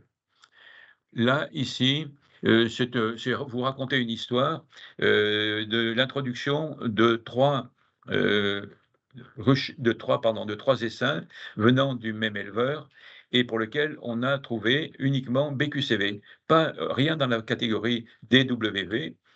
Et ben, écoutez, ce que j'en conclus, c'est que là, ça marche tout seul, les essaims ont fait, 4 hausses, les filles ont fait de la même façon 4 hausses sans transhumance, alors qu'en moyenne, je fais que 2 hausses sur mon rucher. Petite remarque à laquelle je tiens beaucoup, je connais cet apiculteur et depuis à peu près une douzaine d'années, il m'avait entendu dans un autre cadre parler des oligoéléments et il administre très régulièrement des oligoéléments à ses abeilles. C'est, je crois, le seul élément complémentaire qu'il fait par rapport à ce traitement antivarrois. Et c'est peut-être une des raisons pour lesquelles il a un portage qui est si faible. Je vous donnerai aussi nos résultats sur le régime expérimental. Alors ici, on a vu pire depuis, mais je l'ai gardé, c'est un exemple historique, dans un cadre où on a 5 virus associés, chez un éle chez là, c'est un éleveur professionnel, on a une charge très forte en VDV1 et ces abeilles-là, qui ont été très productives, eh bien, on a vu que, on avait à un moment une remise en question de leur pérennité, puisqu'on est descendu à 13 et c'est là où, en ayant fait, l'analyse le 5 août, j'ai débuté, à peu près le 6 ou 7 août, la distribution de Bifool Plus et je vois noter ici que le 25/8, j'ai constaté la reprise de ponte. Donc, on a une colonie qui est, à ce moment-là, qui est de 3 cadres est passée à 4 cadres et puis ensuite on a la colonie qui est remontée. C'est la fameuse ruche 19, elle est peinte en jaune chez moi et je l'aime beaucoup celle-ci parce qu'elle revient de très loin. Ici, c'est mon mea culpa, ce sont des abeilles noires qui sont, extrêmement performantes, gentilles, bosseuses et pourtant qui sont bien chargées, hein. Nosema ceranae et puis, 5 virus associés. J'ai fait quelque chose qu'il ne fallait pas faire. Sur une ruche qui avait fait 3 hausses, j'ai laissé les 3 hausses, se remplir et j'ai brutalement retiré les 3 hausses, sans rien faire. Alors j'ai eu cette magnifique barbe qui est apparue et puis ma ruche qui est morte 1 mois et demi après, tout simplement parce que j'ai compressé brutalement, le volume qui était, destiné à cette population qui était énorme. J'ai fait des micro-lésions parce qu'elles se sont frottées les unes contre les autres au niveau de la cuticule et des poils qui se sont cassés, inoculé les virus qu'elles avaient là et fait une flambée virale. C'est ma faute et c'est pour vous rappeler que si vous devez faire un retrait de plusieurs hausses simultanément, ne pas oublier de remettre en place une hausse vide de façon à éviter cette fameuse compression de la population. Je montre encore quelques autres éléments qui nous donnent réflexion. L'ANSES, en 2021, a fait une très belle publication qui dit, ben voilà, on a défini ce qu'on appelle un indice d'exposition. C'est-à-dire qu'ils ont mesuré la charge en pathogènes sur des abeilles mortes. Ils ont également mesuré un indice de risque, c'est-à-dire, au niveau d'un seuil, de tel ou tel seuil, quel va être l'état de santé qu'on peut atteindre et la ruche que l'on a devant nous, dans quel, indice de risque elle se trouve et ils ont fait ça sur tous les pathogènes. Ils ont fait, comme nous, 11 pathogènes et défini un indice de synthèse, qui, répond à des règles statistiques très complexes que je n'ai pas compris, que je ne connais même pas, mais, il nous donne cet indice-là. Par rapport à ça, j'essaye de nous situer parce que c'est important de se situer par rapport à ce qui se fait. Qu'est-ce que l'on fait? Notre indice d'exposition, c'est la charge en pathogène que l'on détermine, nous, sur des abeilles vivantes. 2, notre indice de risque, c'est que l'on sait aujourd'hui à quel niveau de cycle thermique on peut dire que le pathogène est très, virulent ou pas, est très dangereux. Et on a fait notre indice de risque pour les 11 pathogènes. Donc on pourrait avoir un indice de synthèse comme l'a fait l'ANSES. Sauf qu'on ne s'arrête pas là. On rajoute ici des commémoratifs sur la mortalité, sur les pratiques apicoles. On rajoute là-dessus nos connaissances sur Bifol+, ce que l'on en sait, comment il fonctionne, et on va obtenir une prescription. Et vous avez exactement ce que aujourd'hui je peux arriver à comparer. Le premier parcours, les 3 cases grises et la case rose, c'est le temps du constat. On constate, on arrive à un indice de synthèse.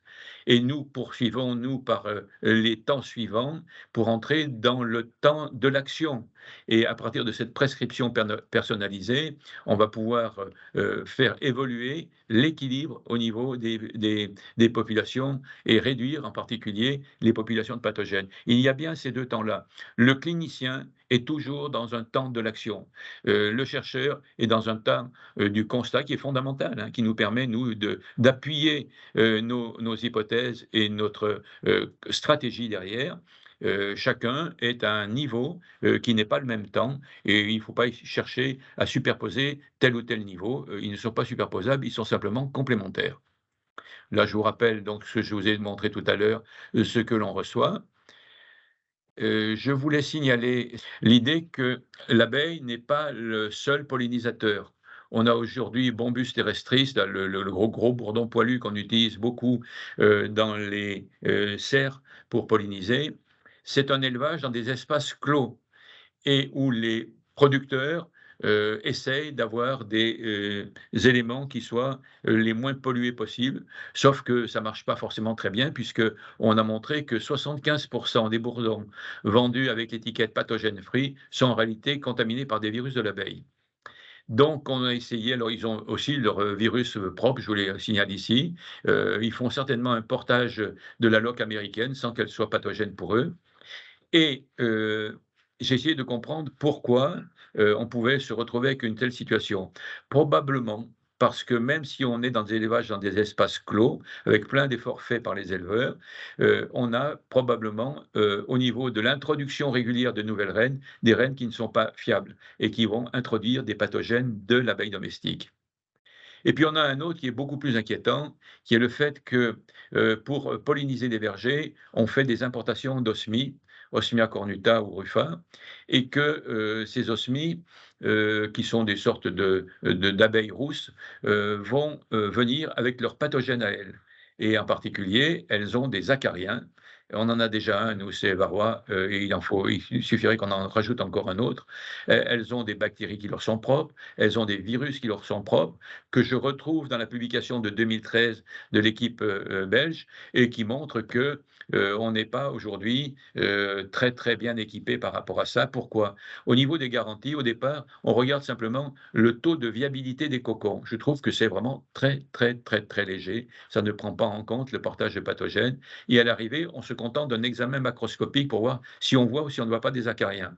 Raison pour laquelle l'ANSES vient coup sur coup de publier 2 mises en garde par rapport aux importateurs d'osmies en disant attendez, assurez-vous que vous n'êtes pas en train d'introduire là d'autres pathogènes. Et je dis c'est déjà fait puisque les chercheurs belges ont montré qu'il y avait déjà des contaminations. Quand est-ce qu'on va utiliser Bifool Plus? Eh bien, de toute évidence, à l'automne, systématiquement. Parce qu'on a dit, il y a contamination, parce qu'il y a des aires de butinage qui sont communes aux abeilles sauvages et aux abeilles domestiques. Donc, forcément, après avoir traité ou mis en route le traitement antivarrois, on peut d'ailleurs simultanément faire ce traitement de stimulation et baisser, en même temps qu'on baisse la population de varrois, en même temps ou après, baisser la population des pathogènes et du portage. On peut le faire également dans tous les types d'élevage. en particulier dans la production de rennes, aussi bien au niveau des colonies donneuses que des colonies éleveuses ou que les colonies fournissant les mâles. Il faut impérativement essayer de baisser au maximum le portage des pathogènes, de façon à ce qu'on diminue au maximum cette fameuse transmission verticale. On peut faire la même chose quand on procède à une division ou quand on va enrucher un essaim. Il y a cette phase-là où, dans la phase de développement de l'essaim, on va accompagner son développement en faisant des apports de stéro de stimulation avec Bifool Plus accompagnant cette distribution-là. On a possibilité de démarrage des colonies en début de saison. Quand vous avez des colonies qui démarrent très fort et que dedans votre paquet, vous avez des colonies qui peinent à démarrer, ne vous faites pas d'illusions, c'est que le portage des pathogènes est important dans ces colonies-là, donc il faut leur donner un coup de main et je pense que 3 passages, c'est suffisant. Je l'ai limité à 3 passages. J'ai constaté de l'essaimage cette année et je me suis culpabilisé en disant: «C'est mon idée de l'essaimage, de la stimulation, je l'ai fait trop tard, je l'ai fait, mi-mars, il fallait peut-être le faire en janvier». Donc là, j'ai un flou, je ne sais pas vous dire, sauf que tout le monde m'a rassuré. Plus je croise des apiculteurs, plus ils me disent: «On est une année à essaimage». Donc il faudra vérifier ce point-là. En cours de saison, Heu, je pense qu'on peut faire des interventions entre 2 mielés. Si vous avez un creux entre la mielée d'acacia et la mielée de châtaignier avec, 15 jours là, de repos, on peut parfaitement faire, un nettoyage, une reprise en main, avec du Bifool Plus par exemple, faire, 3 passages, 1, 2 jours après, 2 jours après.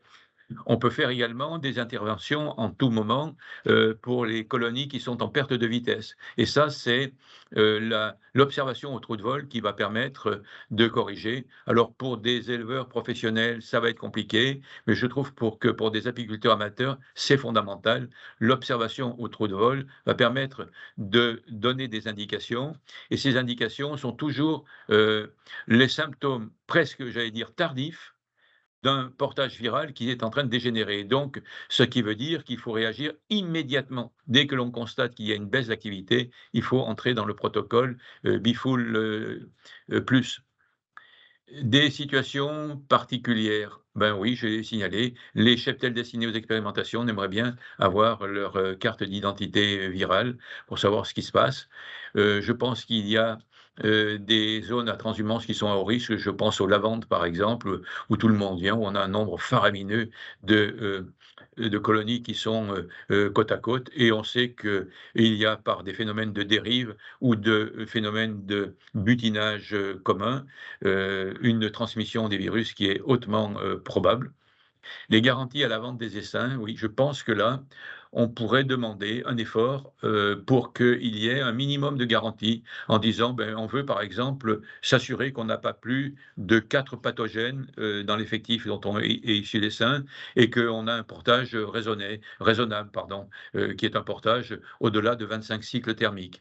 On ne peut pas garantir l'éradication des pathogènes, c'est pas vrai.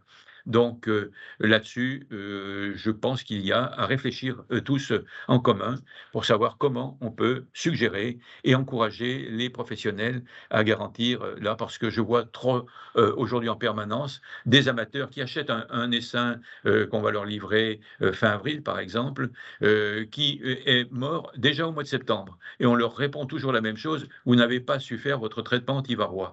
Alors que les professionnels ont déjà fait un traitement anti-varroa et on peut dire que les essaims qu'ils proposent à la vente sont très peu chargés en varroa. Donc ça n'est pas une question de varroa dès la première année, c'est une question de portage de pathogènes. Ça, c'est vraiment très clair. Quels sont les principes généraux issus de nos observations? Eh bien, on constate qu'on a une uniformisation du portage des pathogènes dans un rucher quand il y a eu une cohabitation d'à peu près 1 an. On va vers un nivellement et une ruche populeuse est suffisante en août-septembre pour, avoir une image significative de tout le rucher. Et si on a une ruche faible, en cours de saison, on peut, par exemple, et surtout en début de saison, se préfère le prélèvement sur une ruche faible. C'est surtout en début de saison qu'on va s'adresser à ce type de ruche. Mais en fin de saison, allez-y franchement sur les plus belles ruches et c'est là-dessus que vous ferez votre prélèvement. À propos d'uniformisation, j'ai pas eu le temps de faire, le papier, mais on vous le publiera. Heu, le principe du rucher expérimental a été de répondre à tous les gens qui ont voulu, nous, dans un souci de nous aider, nous faire passer des essaims, sur lesquels on a fait un bilan à l'arrivée et on voit qu'au bout de 3 ans, notre rucher s'est uniformisé et qu'on avait au départ rentré, des essaims avec, des niveaux de pathogènes extrêmement élevés, avec, des niveaux de Nosema ceranae par exemple qui étaient, très, aux alentours de 20 cycles thermiques, avec, des VDV1 qui étaient, pour vous avez vu quelques-uns, jusqu'à 15 cycles thermiques, donc très chargés et aujourd'hui, j'ai fait le bilan là juste avant de venir. Qu'est-ce que je vois? Que ABPV, donc la paralysie aiguë, inconnue. BQCV, on est au-delà de 32 cycles thermiques, donc présence mais très faible. CPBV, la maladie noire, on est à plus de 35 cycles en moyenne et il y a une colonie où il y a 22 cycles. KBV disparu, SBV disparu, alors qu'on a rentré des essaims qui avaient des taux de portage de couvain saxiforme qui étaient très élevés. SBPV, 0. VDV, 1, on est à un niveau de portage qui est de 28 en moyenne. On en a un qui est à 20. DWV, ben, il a disparu, on ne le voit plus. Nosema apis, on en a eu, on n'en a plus. Nosema serranae, c'est un peu, j'allais dire, là on fait moins cocorico parce qu'on est un peu moins bon. On est parti sur des niveaux de cycle thermique à peu près aux alentours de 20. On est arrivé à l'automne à plus de 30, c'est-à-dire qu'on était très très bas. Et là, on a une légère dégradation, on est à une moyenne de 25. Donc, il faut qu'on creuse encore un peu plus par rapport à nos émas, mais peut-être que c'est une conjoncture saisonnière qui nous donne ça. Et la loque américaine, dans ce qu'on a, nous, on n'en a pas. Donc, vous voyez qu'aujourd'hui, qu'est-ce qu'on peut se résumer? On a deux virus extrêmement légers, un très acceptable à 28, c'est VDV1, et puis on a Nosema ceranae qui est à 25. Donc, on a un niveau de pathogène qui est extrêmement faible, avec vraiment cette uniformité. C'est là où je voulais en venir. Au bout d'un an, on a tous uniformise. Chaque fois qu'on introduit un essaim ou une reine dans un rucher, on a un apport de pathogènes différents et on a une diversification des pathogènes, un effet cumulatif au fil des ans. Donc, soyez très prudents là-dessus. Alors, pour l'anecdote, j'ai téléphoné chez pas mal d'apiculteurs cette semaine et je suis tombé chez un papy qui me dit: «Oh, vous savez, moi maintenant, je suis à la retraite, c'est les enfants qui s'occupent d'apiculture. On a 500 ruches et notre niveau de mortalité, c'est 3,5%». Alors j'étais vraiment sidéré et j'ai dit: «Alors, mais comment vous arrivez à ça?» Alors, il m'a pas lâché le morceau tout de suite, mais il a tout dit. Il dit: «Nous sommes avec de l'abeille noire». Bon, pourquoi pas, un peu plus résistante, mais elle est quand même pas, c'est quand même pas un avion, hein. 2, on est avec, des ruches d'Adam 12 cadres. C'est mieux que d'avoir des 8 cadres peut-être pour, être sûr de ne pas, subir, de famine, de fin de saison. Pourquoi pas? Et il me dit, il lâche enfin le morceau, il dit: «Oui, mais vous savez, on n'achète rien à l'extérieur, on élève tout sur nos souches et on fait au maximum 30 reines par an à partir de nos souches, sinon c'est des divisions ou de l'essaimage». Et donc, évidemment, là, ils limitent complètement leurs apports de pathogènes venant de l'extérieur et peut-être qu'ils sont dans une zone à peu près correcte et que de cette façon-là, ils ont maintenu un système qui était celui qu'on voyait autrefois. C'est-à-dire que jusque dans les années 50, donc jusqu'au milieu du XXe siècle, on avait dans chaque ferme 1 ou 2 ruches qui ne bougeaient pas, qui ne recevaient pas des voisins venus d'Argentine ou de Chine et qui donc vivaient en équilibre avec Vous un parlez. autre acquis, on a un échange de pathogènes permanent entre les abeilles sauvages et les abeilles domestiques. Donc l'idée, c'est qu'à chaque automne, il sera nécessaire de faire une intervention de Bifol Plus C'est l'idée qu'il faut intervenir le plus tôt possible en cours de saison quand on voit une baisse d'activité au trou de vol, je l'ai dit mais je le répète. C'est l'idée également que lorsqu'on a des symptômes qui sont très marqués, je pense par exemple à la maladie noire, on a beaucoup de mal, pardon, à revenir à la normale parce que Bifoul Plus est un aliment complémentaire préventif et pas un médicament curatif. Donc on se le met bien en tête, ce sera toujours par anticipation, soit parce qu'on a fait son analyse et qu'on sait ce qui va nous arriver, soit parce qu'on a constaté une défaillance, mais qu'on est intervenu le plus tôt possible quand on a constaté une perte d'activité au trou de vol. Donc ça, c'est important. Je rappelle encore, puisque on ne pourra pas me reprocher de l'avoir oublié, que la gestion de la population de varroa est indispensable. Voilà, j'arrive au générique de fin.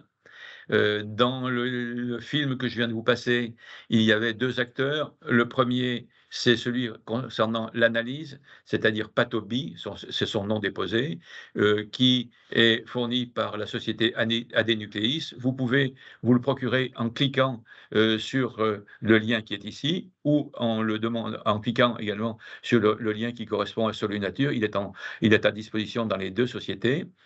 Et vous avez de l'autre côté Bifoul Plus, qui est la solution de correction que l'on propose pour faire baisser l'importance du portage des pathogènes. Et puis, vous avez la possibilité de poser vos questions à 2 niveaux, soit sur Facebook à la rubrique Gilles Gromont répond à vos questions, où là, vous verrez, je fais la réponse en 2 temps. Un temps court, parce que vous aimez souvent avoir quelque chose de très compressé, de très court, et un temps beaucoup plus long qui s'appelle Pour en savoir plus, qui vous renverra sur le site de Solinature. Mais vous avez également la possibilité de poser vos questions sur advsolinature.fr et nous avons une synthèse des réponses sur le blog de Solinature. Donc on essaye de vous faire, pas après pas, une sorte d'expérience collective et on va faire, ici, des comptes rendus qui vont être, tous centralisés sur cette partie-là. Je vous invite, à peut-être, poser vos questions sur les sites que j'ai indiqués et vos questions seront publiées parce que je pense qu'elles intéressent tout le monde et les réponses seront également publiées, de façon à ce qu'on ait comme ça une sorte de connaissance collective qui puisse, au fur et à mesure des années, s'enrichir et je vois que au fur et à mesure que l'on pratique, nos analyses, on voit arriver des situations mais ubuesques et donc derrière, on va pouvoir, donner, des infos de plus en plus précises par rapport à ce portage des pathogènes. Merci en tout cas, et ben, j'espère qu'on se retrouvera au niveau des questions. Donc merci en tout cas à tous et puis à bientôt.